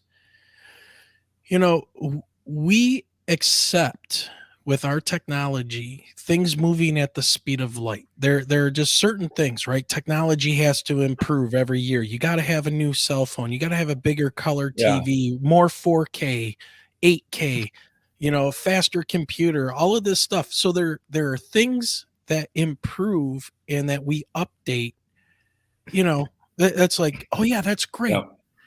But then when it comes to something like this, like something that is serious about where humans were, what really happened, it's just, everybody's like, no. We can't talk about that. Are you kidding me? We'll have people walking around this planet thinking that Atlantis was real. Well, it's so funny. Yeah, right. But it's so funny. It's like were there many, I mean, it might be super like tragic. What if there were hundreds of billions of people on the planet? Can you imagine how awful it would have been if 1 minute they're there and then there is this catastrophic volcanic event or, something pre Mount Toba, that it was a weapons thing, that it was a, it's just the level of nightmare that we think we understand. Yeah. Why do we run up you talk about genetic memory. Why do we run up the dark basement steps faster and faster and faster? Right. Yes. What the hell is that tied to? Why the hell did we all want to get out of the basement so fast? Well, yeah, and just real quick, I want to say welcome to Barry, who's here. Hellfire is still stuck around, which is cool. And he asked a question about using LiDAR technology now. Are you using a lot of that? So Rick Davis has joined us now. So thanks for joining us, Rick. He brings a very unique perspective. But, my thing is, when we look at this evidence, we look all around the world. We have the quote unquote over 150 plus creation myths that talk about a flood situation. We have pyramid structures. We have Terra Preta that's found everywhere. We have huge megalithic sites that are telling us some kind of story. And Jared, I know you're a builder. We talked about this before. And, were those actually like a foundation of something that was outside of them? What we see is the foundation, right? Is like the guts. Like everybody talks about the pyramids had the casing stones. So it was smooth and they were polished and they would glow in the sunlight. At least that's what they think. But what if it was still something else? That is the core to something else. Yeah. So that's kind of where my mind went. And I've got a theory on the megalithic blocks. And Jared, you just triggered this in my head. When you were talking about Mount Toba blowing and then all of, maybe there was 100 billion people on this planet that were wiped out in some kind of a terraforming accident, and I'm thinking maybe that's how they made the megalithic blocks. They turned volcanoes into like a foundry. And they could form, instead of the polygonal geopolymer type of situation, they were actually using the volcanoes for that. I don't know, just a thought. It's interesting. It's interesting. It's like, again, I relate back to that pile of evidence and go, okay, how do you shape something and Why use this diorite? Why do you use this rose granite? Why use this basalt? Why use this quartzite? Why did you layer it the way you did? How was that foundation directly under that structure, but then out from the structure? How are they sifting, and what soils and what bacteria and what fungus, and then what crystal, and like how deep did they go? And for all these times that we go, oh yeah, the Great Pyramid's on a it's on a it's a solid surface. Yeah, well, the It was current made. building code, was it pre-compacted? I don't think people understand. Pre-compacted, when you Yeah. build, means like right now in Michigan, Minnesota, that area, when you go to pour below the frost line, you pre-compact the soil to 90% compact. Well, that sounds weird to people, but what that means is it's almost a rock. You're pre-compacting clay, dirt, sand, whatever you got.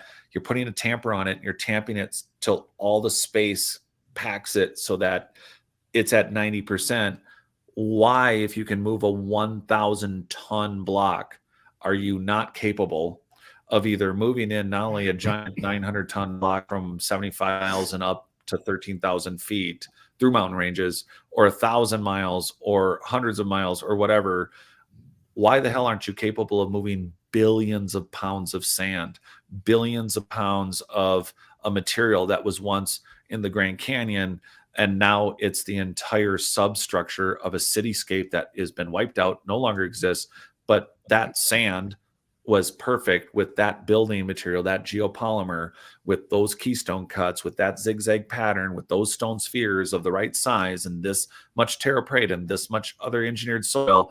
Why would they not be able to either move that amount of soil, crush it, or a rock, or a quartzite, combine it directly under the structure to create the different layers for the connectivities to those systems, but also then sift out around a system for a metropolis? And that's what some European scientific papers, I write about all of this. I have references for all of that. So when my new book comes out, that's definitely available in it. But I've talked about it before. That research is out there. So we are talking about a very advanced group of people that, again, they did it. And those grant, or like just basically these, oh yeah, they built this building on top of this rock. Well, was it a rock, or did they sift it into a 100% compacted material, which i.e. you now call a rock? But did they make it that? How many times did they do that? Why is America the least occupied with anything other than some dolmens in Montana? I'm not talking about dynastic culture stuff or even a 500,000-year-old campfire. I think there's always been primitive people. So what does that say about the Americas? Are we polygonal constructions that are as ancient as the ones in Egypt? They're all over the earth. They include Latin and Central America, and I bet there's even stuff here. But maybe we're looking at the most wiped out, blast patterned, weaponized conflict pre-Mount Toba. Maybe the reason we don't see that. I mean, there's a lot of roads we can go down. I don't feel like I'm being much of an upper right now. Well, I can't help but connect, the fact that all around this planet we are finding pyramids. Now, some are different, but there's something to do, and I cannot buy that everything is a stupid worship site or some type of a temple. I can't buy into that. When it's so, okay, let's say if you're true on that, if you're telling the truth about that, then that means that societies all around the planet that were not talking to each other or connected in any way built pyramids then of various shapes and sizes for the same purpose. Everyone right? was doing it. Something, right? Burton, if I ask you right now, will you go jump off a bridge if everyone else is doing it? Absolutely not. I mean, just what is the possibility of you're building with the same keystone cuts, the same polygonal construction, and then they're like, well, it's slightly different. Yeah, everywhere on the planet, frequencies and energies and things like eigenvalues for Mr. and Mrs. Science teachers, and or like educators, the reality is that one of the first and foremost functions of pi is eigenvalues.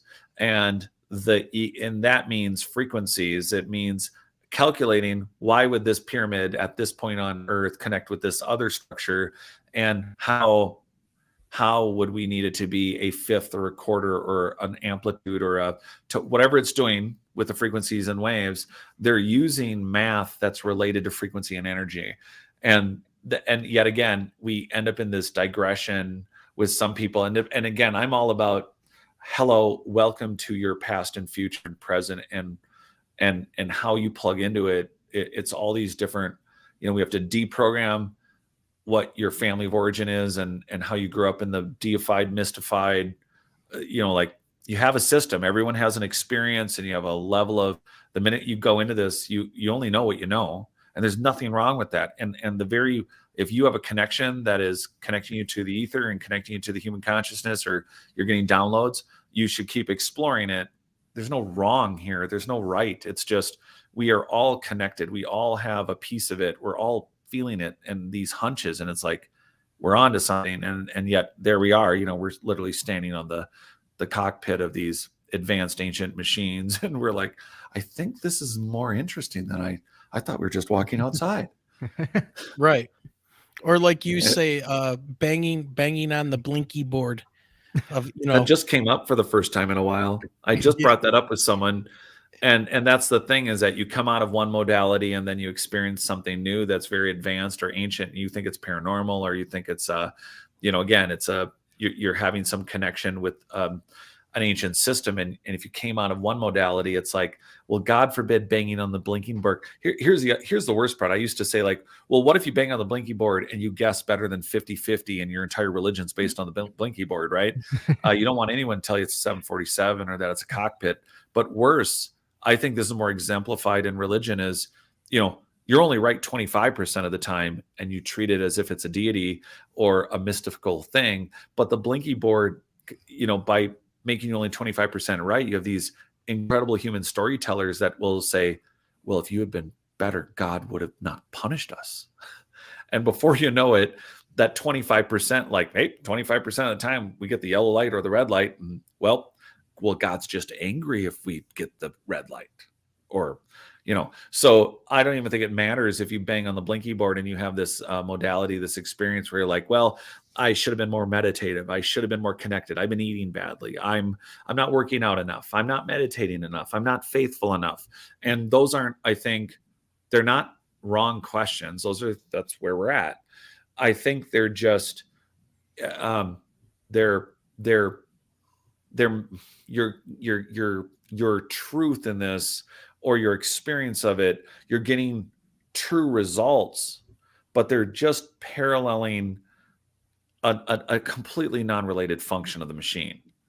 It does parallel it. It's just not the facts. So, and I don't know. There's no tipping point, I think, for people to jump out of it. It's not like you can't have a faith, a religion, a meditation, and say, well, this is something helping me reach nirvana. I mean, can't really take that away from people. Yeah, but what if you're doing that meditation and prayer and stuff on top of a gigantic plot of Terra Preta? Or, right. And there's the thing, there's a question. It's like, how much of this deactivated system is still activatable, or can put a draw into where you're at? And which brings us to the point, why are there certain areas of the country? Why is there so many weird creative things in Minnesota, Wisconsin, that area? Why are there so many social, or, when you think about General Mills, Pillsbury, 3M, Lockheed Martin's, even though they built the SR-71 Blackbird, a lot of the control devices came out of Honeywell. But you have modern flower, the Medtronic, the first pacemakers. Why are there so many brilliant, weirdly talented, and interesting things that have just come out of Minnesota, and they're sitting on top of a ton of biochar?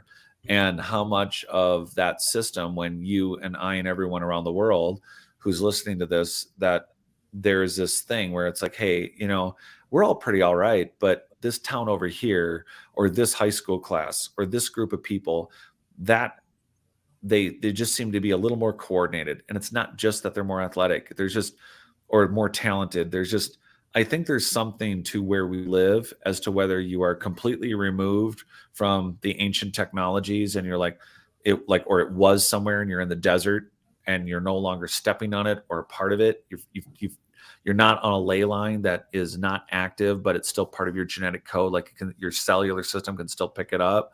Like, are you still on one of those ancient ley lines? Are you still on something that connects to the Nazca, to the Bolivian, to the India, to the Jordan Nazca lines? Well, those kind of, bio circuit systems. I mean, there's a lot of layers here. And when you look at it, it's like, are we navigating this quite unintentionally through our lives and having more success or energy, not just because we're conscious of being in those systems, but we just are lucky enough to have been born or in that area. And I got to wonder, just one of the many questions. Yeah. Well, I think we had talked about this before, and it was, where did Elon Musk grow up? Wasn't it South Africa? Is South Africa, yep. And wasn't that area known for the Terra preta soil? There's a lot of it there, yep. Yeah. Yep. And so how much and of Hellfire? I'll get to your question in a minute. Yeah. So Hellfire asks, or he says, I think the pyramid is just the tip of the actual structure. Earth is so geographically active. Our history is all under the dirt or sand. Hellfire is inside of my head right now. That tripped me out when this popped up because this was a thought I had earlier today while I was watching one of the episodes. And it said something like, Graham said something along the lines of talking about Egypt and like before it was all buried under sand. And that thought popped into my head. I was like, what if we're just seeing the top of the actual structure? It's a crazy thought, but like think about how like the tops of castles look, pointy and stuff like that, or like a massive Great Wall. What if that's what if there's more underneath? I don't know. It's just really weird when I saw that pop up. I was on the fence about bringing it up. Well, that's a good point. And you talk about that. I'm sitting here thinking I'm going to ask Jared about ley lines. And then what did he just bring up? He brings up the, talking about being activated if you're close to a ley line. Yeah. But to Hellfire's point in talking about underneath the sand, I do know that Ben from Uncharted X, Ben Van Kerkwick, who I've had on the show before, does awesome in the field research on these things. He was talking about there being channels that look like they could be water channels underneath the pyramid. So there's like a functional, some type of grooves or something that were underneath stone floors underneath the pyramid. I haven't seen him. I've got to go back through his stuff, but obviously this thing, was some type of a resonance machine or what do we vibrate at? The Schumann resonance or resonance? Isn't that what it? Yeah, Jared. Yeah. So, and Jared, we talked about this before, and you want to talk about things under the ground. Let me see if I can pull this up. Well, Here we go. This thing right here. Burton, do you recognize that? It looks like it says Grand Gallery. It looks like it's something that's set up like on the left there, like a hallway and rooms. Like honestly, it almost kind of looks like a blueprint of like some of the haunted locations that I've researched over the years from the sky. It looks like maybe a prison or an asylum or something like that. That's interesting that you bring this up. Jared, you know what this is. I do. Maybe look at it this way, Burton, like and maybe for you guys too, Michelle and Wayne, think of it as a hospital. I was also gonna say this also reminds me of like from the sky view of I live very close to Michigan State University. And it reminds me of kind of like some of the maps I've seen of MSU before. Yeah, think of it as multiple chambers of hyperbolic chambers that you could maybe get in, or maybe after a catastrophic human failure, the zip files that make you like what if these are ancient? Basically, these are the remnants of a more advanced hospital. It was one of my thoughts. Hospital. This is actually Sakara. Those Okay. those black squares you see there are those gigantic black granite boxes. Oh. Yes. Oh, wow. Yeah. And that's the one main gallery that they have excavated, and they have found that there's offshoots deeper with those same megalithic, perfectly cut boxes. Well, so they're 30 to, so picture this one, Burton and Michelle, they're 30 to 60 tons, and they hyperbolically seal. They blew one open with, they want to know what was in it. They blew one open with dynamite. That's how archaeology got done. Dynamite. And these things are carved out of single stones, and they've been researched by Christopher Dunn. So he wrote the Giza power plant. I don't know. Did you get to interview him?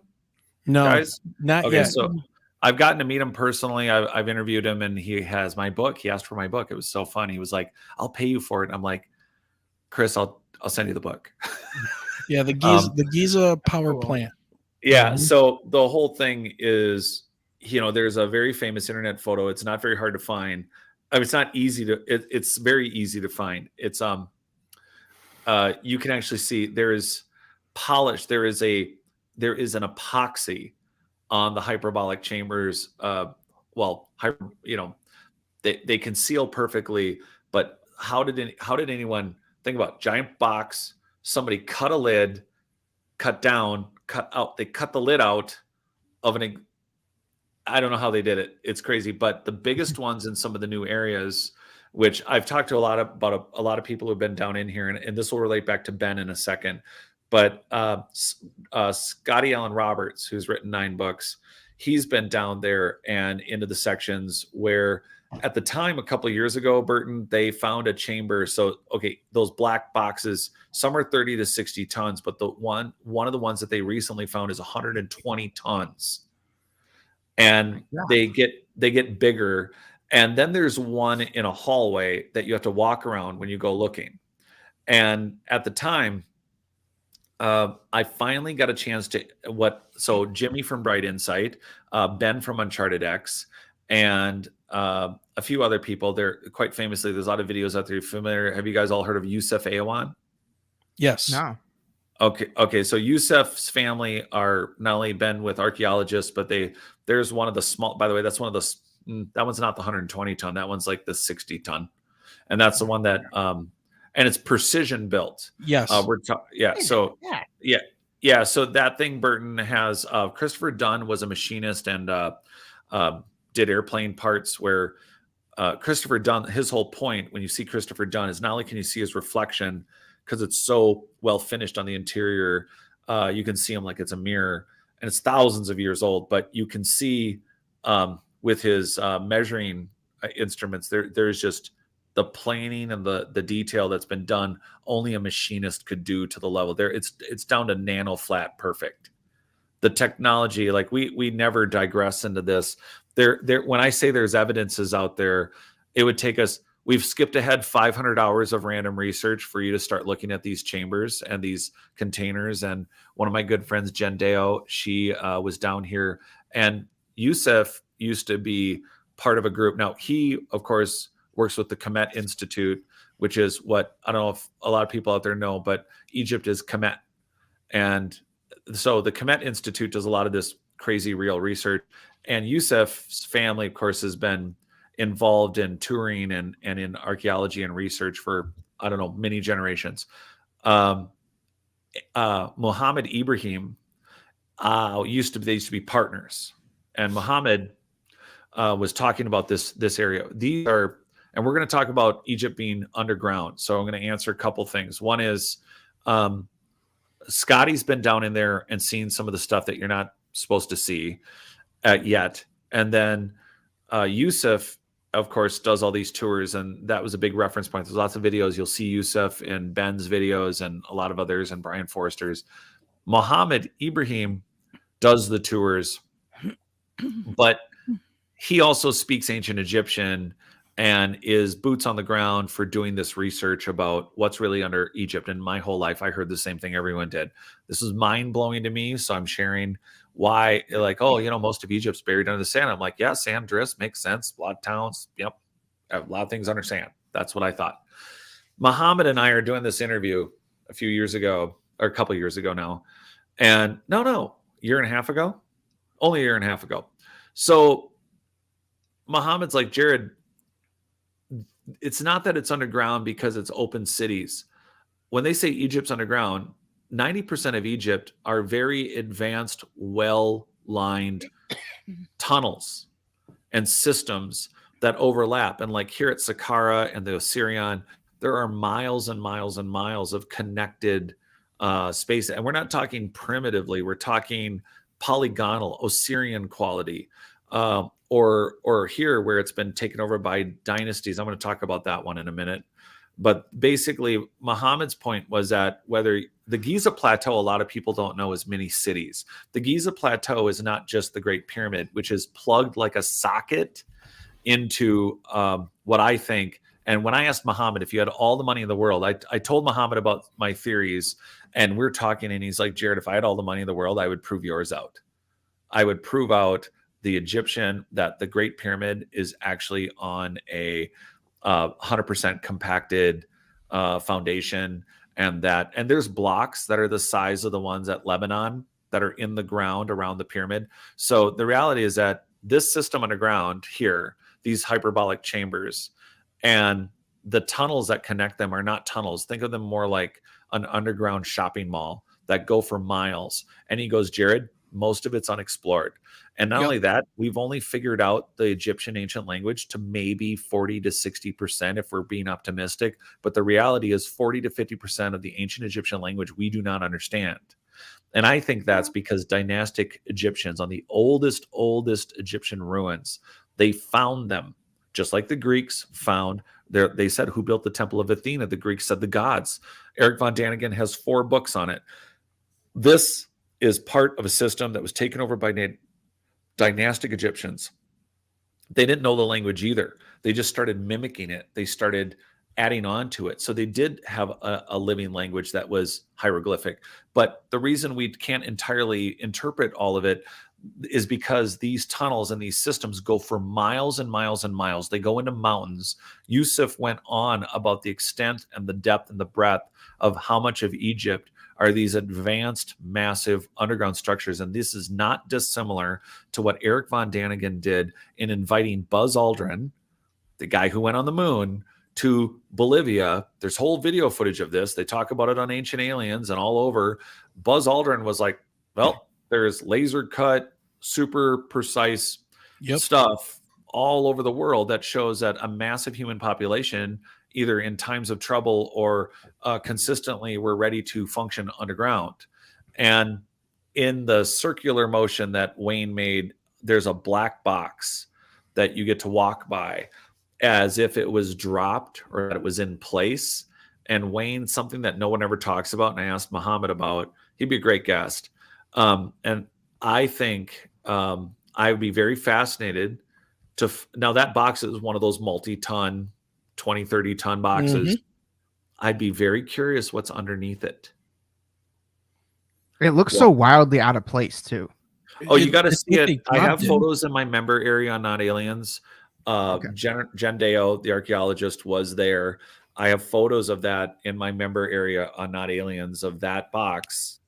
And to me, it's quite interesting because they either dynastically tried to like move it, or it's been left there pre maybe Younger Dryas, and in the fall time, like that thing stopped getting moved.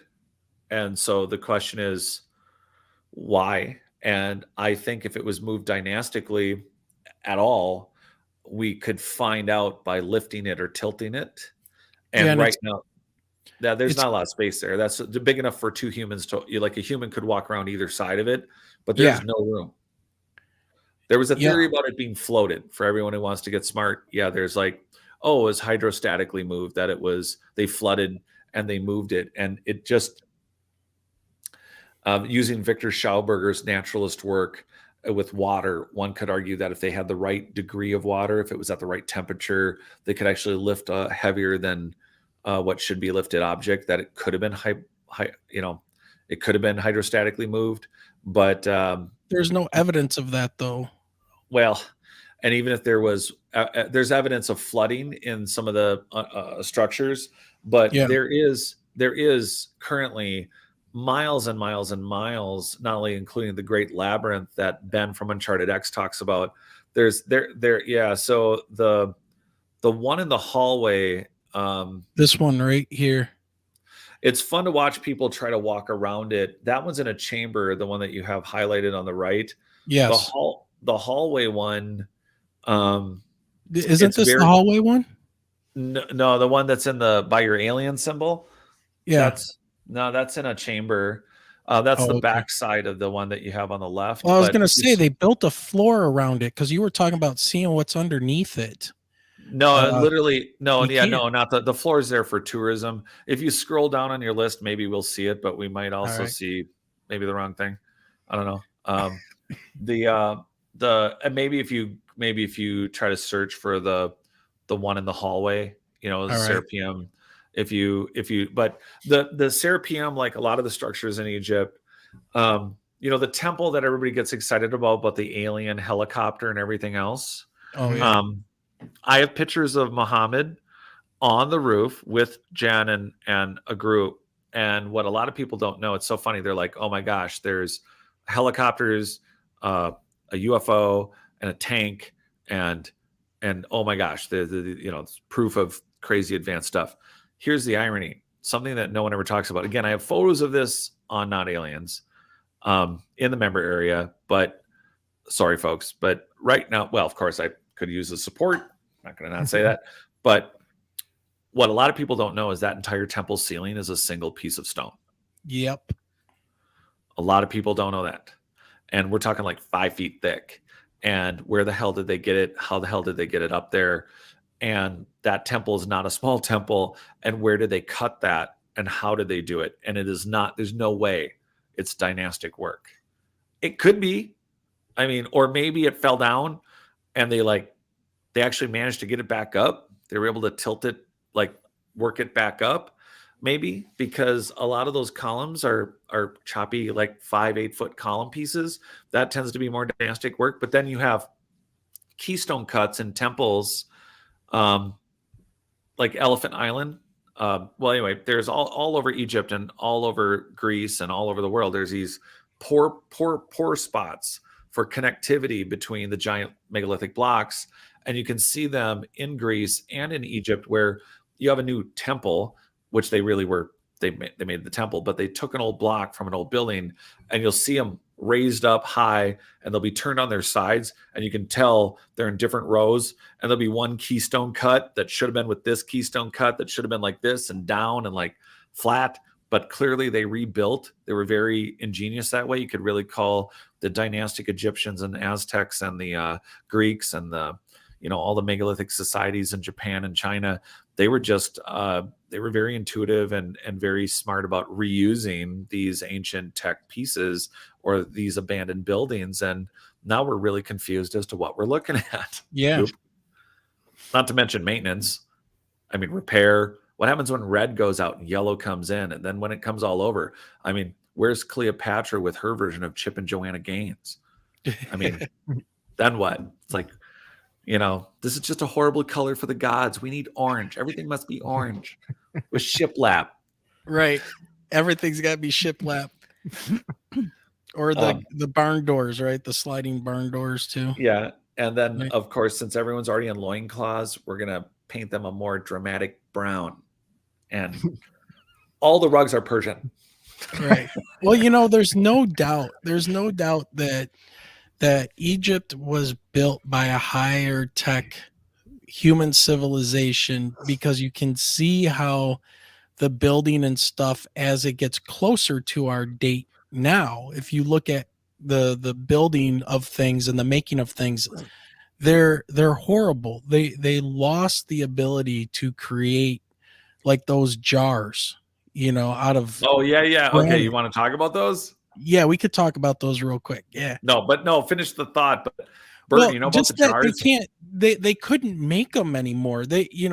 So they found all those jars. I think it was under the like 40,000 of jars, Over. yeah, perfectly made out of granite that they balance on a fine point at the bottom of the jar, made out of very hard rock. If you go on a scale of what, like 1 to 9 on the Mohs hardness scale, granite's somewhere in 7 or 8. It's not easy stone to work with. That's why it's so expensive. If you want granite countertops, to cut those things, it takes forever. And here they have little tiny jars. Some of them are so thin you can actually see light coming through them.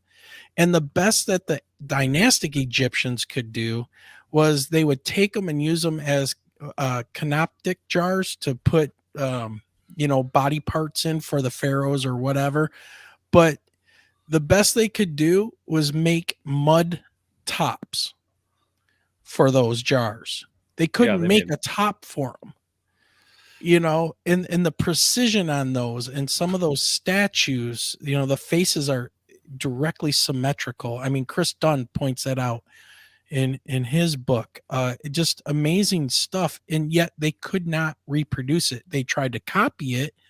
And I think the dynastic Egyptians were basically role playing. They were LARPers, right? Live action role players. They dressed up as their gods that they called gods, and they thought they were following, they're hitting the 747 blinky board. They're trying to follow in the footsteps of their predecessors, but they couldn't do it. They couldn't. And so I don't know, Jared, if you wanted to jump on those, talking about those jars. Burton and Michelle, have you guys heard about these things? I mean, I've not heard about these jars. No. They so they're digging and they find, I think the number's now like 50 to 75,000 or whatever. I mean, so they're all different sizes. So there's small ones, but there's big ones, and they have a lot on display at the museum in Cairo and in Egypt.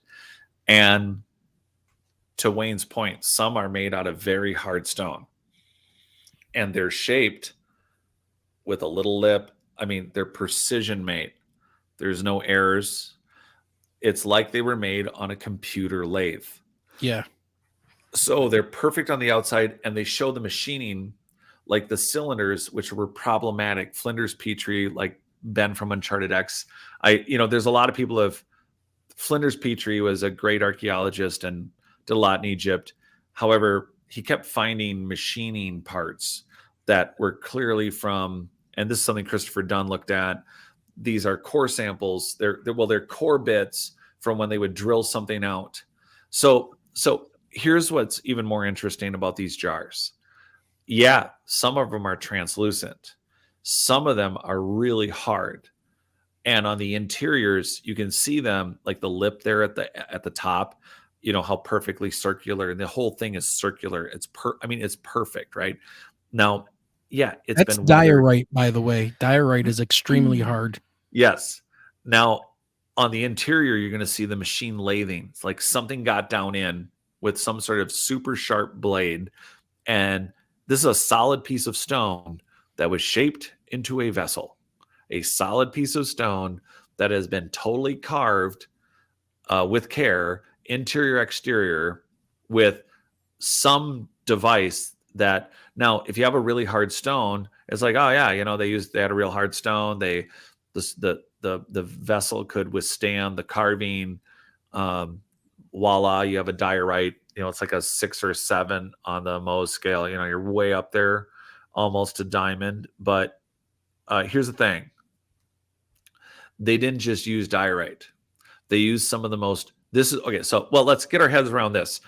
They stuck. Think about it. There's some sort of a hook with a blade, and it spins around, and it is chopping up all the stone on the inside to shape it into a vessel.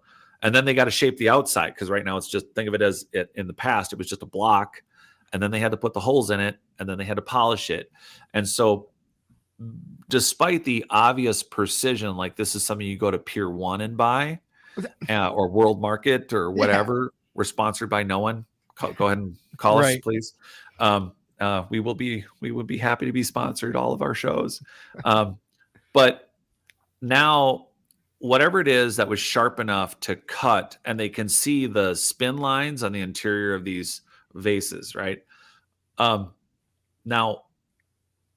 imagine some of the most brittle, like shale, really, really, really messed up quartz filled stones that are soft. Mhm. And if your blade was at all damaged or wasn't functional, many, many thousands of these vessels are made actually of a variety of stones and quartzites that should easily bust and break into a billion pieces. They weren't just working with the hardest. They were working with some of, like, if you were a manufacturer, you're like, shit, I'm not working with that material. I'm just going to break all of them. So there are other ones of these that are, and here's another thing. They're taking some of the hardest stones on earth or some of the most brittle, and they're machining them perfectly widthwise that they are now translucent. And they did it in purpose, and they did it with something that could cut that. I mean, think on a micro level, a micro material level, they're skipping one, billionth of an inch from maybe not a diorite, but a shale to a quartz back to a shale. And they are evenly producing vessels from the most brittle, crappiest material on earth and they're turning them into these gorgeous vases. And then the dynastic Egyptians were using them, but again, they put a piece of mud that they baked in the sun or whatever, an oven, as the lid. Yeah. And I they're was saying just it's the getting ready same to people. ask you about that, all the attention to detail and the time involved to make one of these. And I Yeah. remember us looking into this probably, a year ago? Yeah. So, and the fact that the lids that they uncovered looked like something that a 2-year-old had created, Yeah. with Yeah. some, dirt and water. Yeah, and Yeah. Jared, I don't know what what podcast I was listening to not too long ago, but they've been taking these things out of the pyramids now, these vases, by the front loader full and dumping them into Egyptian landfills. Oh my God, I don't want to even What? hear that. Yep. Yeah. Why? I, Why would I they don't. do that? They're getting rid of them. That makes me sick if that's really happening. Yep. Ugh. Yeah, that's why on earth would they do? That's like burning the Library of Alexandria all over again. Well, I can't remember which pyramids it was, but the floors, the underground areas, and I think if you go to the Bent Pyramid, you can get inside of it now and look straight down. It's like a huge black box or one of those, but bigger than the ones before, in the center of the Bent Pyramid. And the floor around it was all white calcite, and they busted all of it up and took it up outside. Yeah. And there's something about the combination. Yusuf Awan does an experiment with the different types of stone, the granite, the diorite, and the limestone. And there's they put like I don't know, 700,000 volts through it. That conduct, that there's definitely machine issues. Yeah, and so there is yeah, and so like You're just right. following hellfire Hellfire. here. Yeah, Yep. the reality is that when you look at these different types of vases and bowls, and you look at the precision of their width and diameters and everything, it's all mind blowing, which is what Christopher Dunn's been talking about for years, and other people have followed suit. But then you have to explain how they have a cutting device that is working and making like onyx. Onyx stone is really cool. I'm sure everyone has seen a picture or been to an ultra lounge or a really cool movie theater with the translucent orange, fiery orange, see-through stone tops that they always light from underneath. Those are super badass. They're super expensive, but people like to do it because it's onyx and it just looks cool. These translucent vases, what were they putting in them? What were they using them for? And they're so perfect that there is something going on with the narrative still trying to be controlled, and it is problematic. It's something I don't want to focus on. It's so frustrating, but you know, Yeah. I've gotten firsthand accounts from archaeologists that are on the ground in Egypt that are doing really great work. But there's a lot of stories we could go into that really says that there are powers that be that definitely, you know, if you find the wrong thing, which they do, and you know, you guys will all we'd have to talk about some of the stuff off air, but Yeah. if it doesn't line up with the narrative, they will take care of it, and you're to notify, and there it just doesn't get, you know, that doesn't make National Geographic news. Oh, Yeah. despite there being, you know, I have a 1923, I have a National Geographic that shows a pyramid that they never want to talk about in Egypt or South America, that in central Mexico, that was, you know, already abandoned for 34 feet and then covered in a lava flow, and then abandoned some more, and then the lava flow was covered, but they excavated, and it could have been a pyramid no less than 8 or 12,000 years ago. Yeah. You know, there's so many things that they just conveniently either now backtrack and you just don't learn about as a young paleoanthropologist or archaeologist in school, or you have active work going on where you know what you're supposed to do if you find the wrong thing, mummies, you know, technology or whatever. And it's really rough to hear. You're gonna have to can you tell us what show you were watching that you saw the I can't remember. Okay. I'll go back through my podcast playlist and see what I was listening to, because I think I fell asleep during it. Oh no. And yeah, Michelle, but we'll come up next time.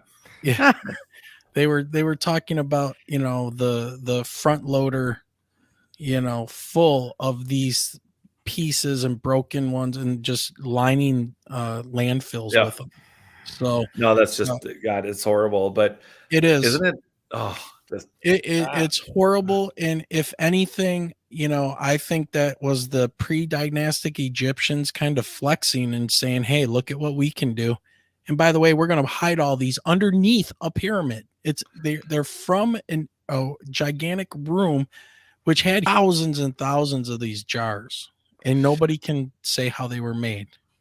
So no, there's no engineering on it. There's no reverse engineering on it. But those are some of the, now, you know, we're definitely drilling into the pieces of the past where this kind of brings us full circle on Bigfoot, where it's like, hey, are there aliens? And it's like, we really need to look at not only that level of technology externally, but then we have to look at our superhuman abilities like Wim Hof and Stieg and other people, where, hey, you and I are able to like just breathe a certain way, work with our cold weather, and consciously control our inflammatory response and our immune system. And then, right. And then you got a guy from the ex-CIA teaching remote viewing. And then you have the gal who wrote the book on Power of Eight. And before you know it, you have a more than capable list of a human society that can go Mach 22 and fly in a Tic Tac and look however they want, because they did it tens of thousands of years ago. They advanced to that level. There's a great TED Talk from a neuroscientist, and actually, spoiler, I am writing about all of this too, is that the human skin can see infrared. It has its own neural network, just like this.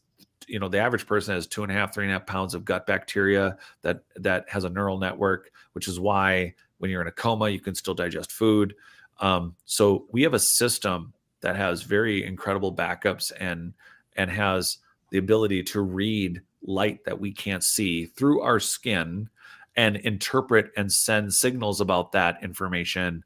And there's a whole 30-minute TED Talk by a neuroscientist that explains some of these things that our bodies can do. And so it's really, really, really hard to just put all of these tidbits on one banquet table of information and say, shit, might be our relatives flying around. Yeah. It's just, well, you know, Jared, we've been at this for like 2 hours and 20 minutes now. Yeah. I'm sure we could go a lot more, but before you go, let's field one more question here from Hellfire.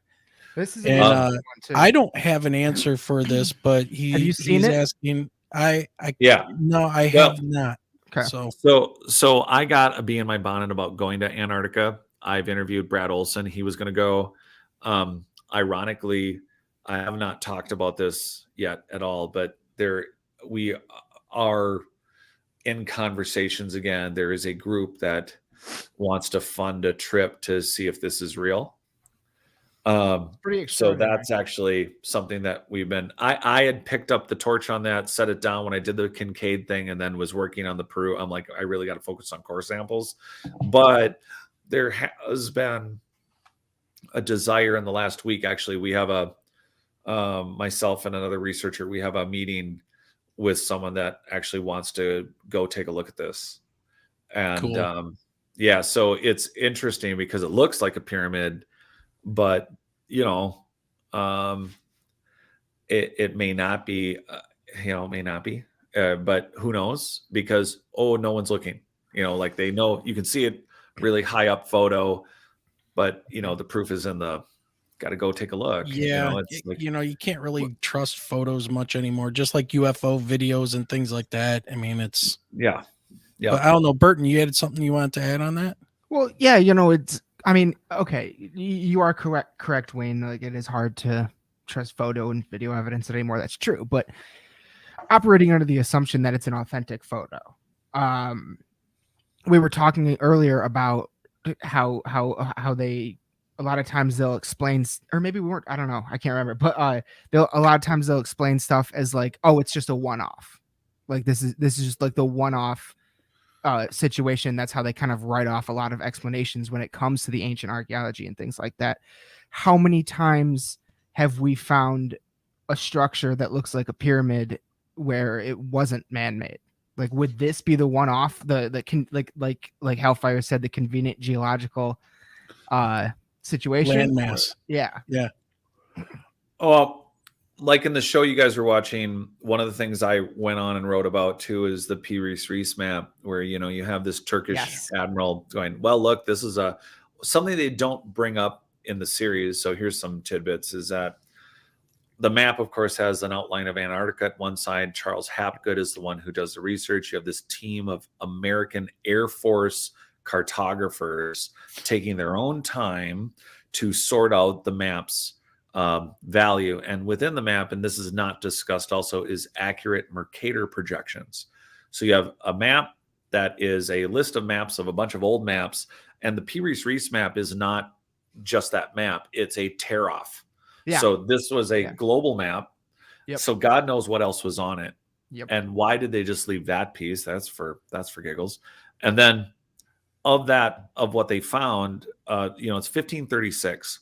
It will be 40 plus more years before we can even have a hypothetical map that will make longitude possible, right? So here we are with a map with accurate longitude. Should not exist. An accurate outline of a coast that's a kilometer under ice, that should not exist without someone flying the coastline or having, and seeing it. But so the Mercator projections rarely get shouted out because nobody wants to nerd. It's hard to like, what longitude? What's that? How long? So that to look at all the different personalities of this map and to relate it to, the accuracy of it, again, it's one more piece of a puzzle. And it's not even the most, that map's bizarre, but there's even more bizarre maps. Mm-hmm. I have a book that was published by Yale. Thank God for academic hubris. For everyone out there, if you have books about history, finds, you name it, the one thing you can rely on professors to shoot themselves in the foot as far as a total story, and they're not even, I think, that coordinated about like trying to hide anything. They're just trying to, anyway, I have this thick map book, ancient map book, and this is from 1964, and they're busy talking about the papacy's conversations with another location in the 1200s about their work going to the Americas in the 1200s.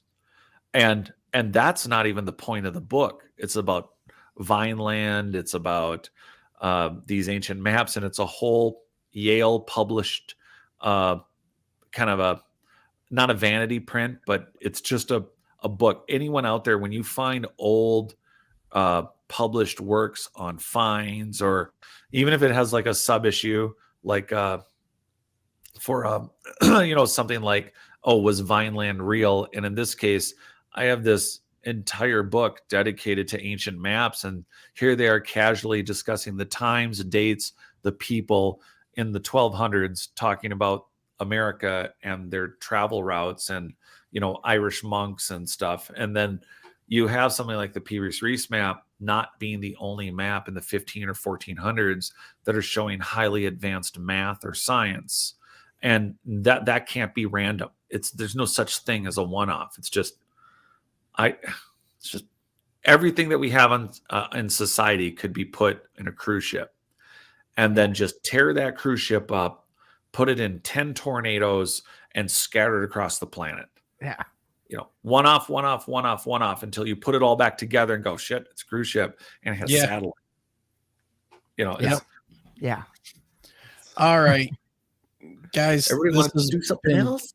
This has been a lot of fun. It's been a great conversation, which I knew it would be. We're at 2 hours and 30 minutes, and we're not even scratching the surface yet on some of this stuff, man. No. It's we can go on and on and on. And, I really have a high interest in the UFO things because of what Michelle and I went through with our UFO sighting and things. But from a science, earth science and astronomy standpoint, and my background that way, I find this stuff absolutely fascinating because you can go to these sites, you can look at the evidence in hand, you can, if you want to make the trips.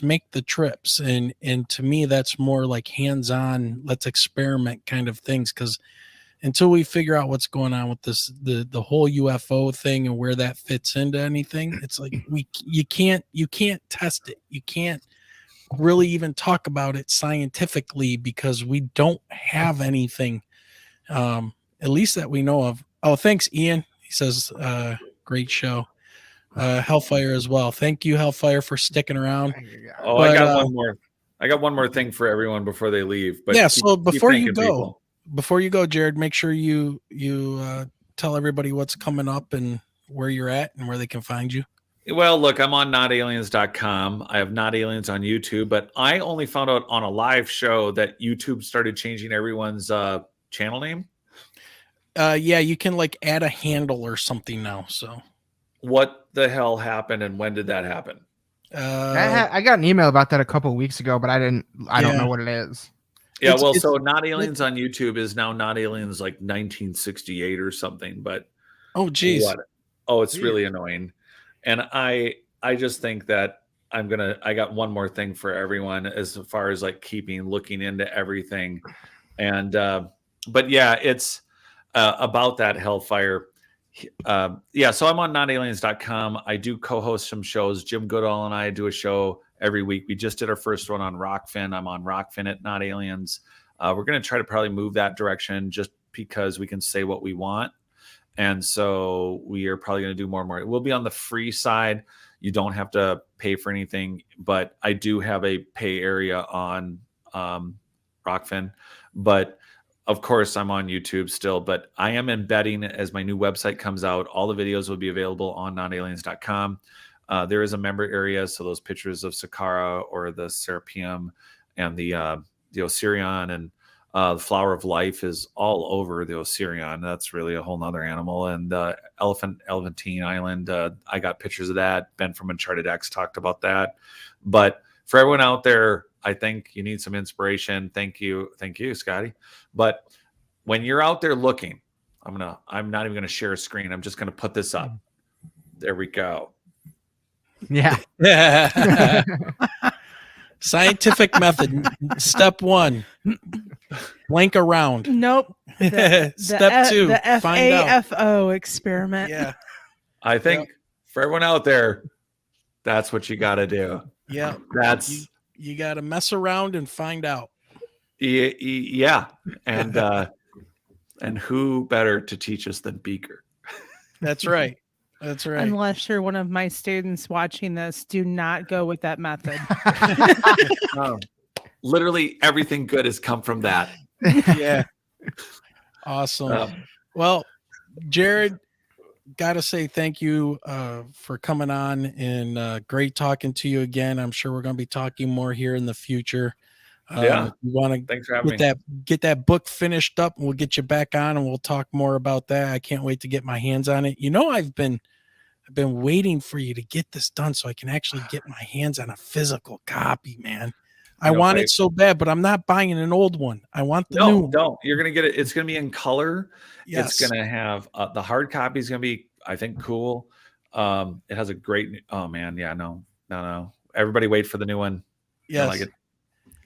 Oh man. So anyways, all right. Well, Jared, thanks for joining us, man. I'm going to thanks for having me. Go ahead and move you out, and everybody check out his website, check out the YouTube.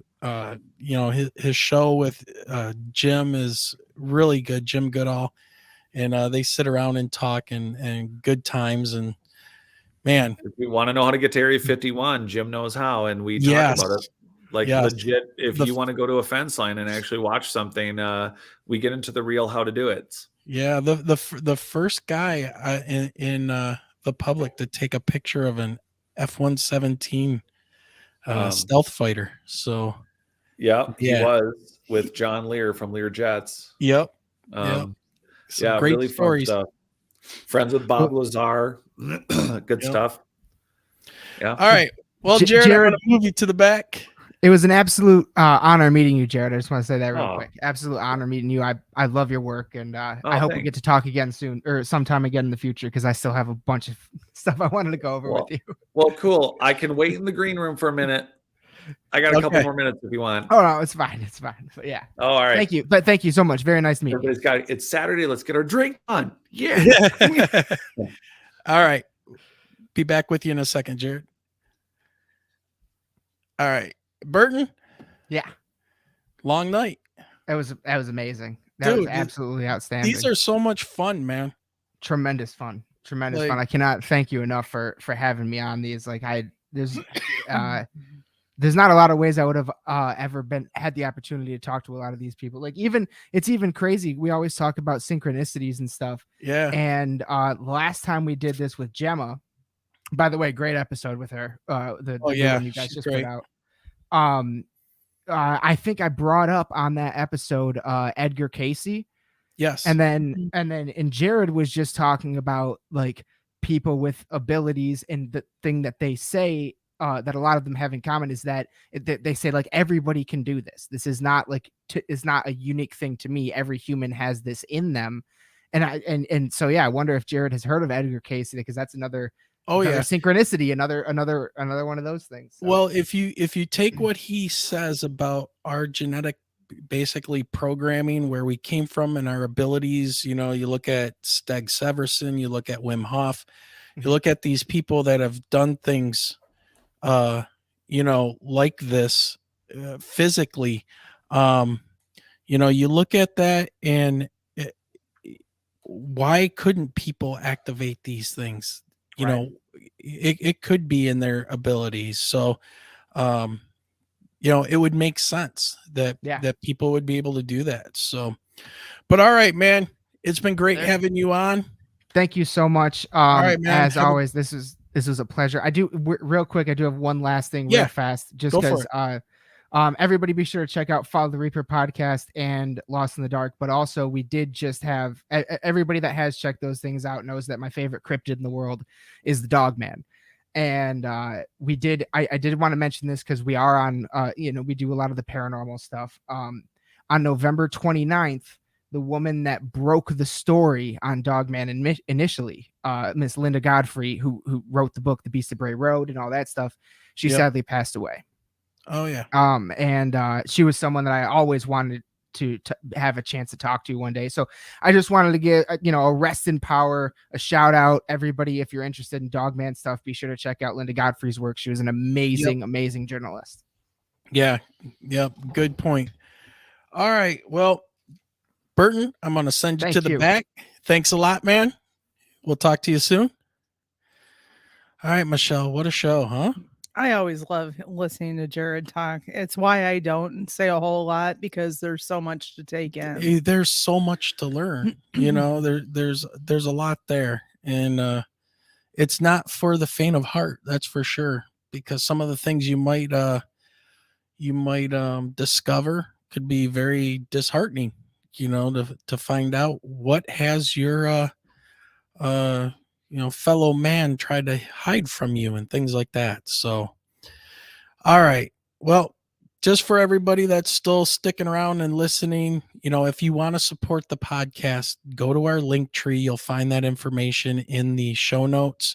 There's various ways you can donate. If you want to help fund some of our expeditions, we would like to start getting set up and actually need some funding for the trip coming up in June. Feel free to donate, and any money that you do donate to the podcast goes for that stuff. We don't use it for anything silly in those regards. Just check out the links in Linktree. Yep, absolutely. And if you want to send us a story and want to talk about a paranormal story or something you have and you want to talk to us, email us at mi.ufo.podcast@gmail.com, and we'll be happy to tell your story. Or maybe if it's a really good one, we'll send it to Burton too and have him put it on his podcast as well. So with that being said, ladies and gentlemen, boys and girls, and those of all ages, thank you very much for joining us on this live. It's a long one, but we had a lot of fun. So have a good night. Good night, everyone.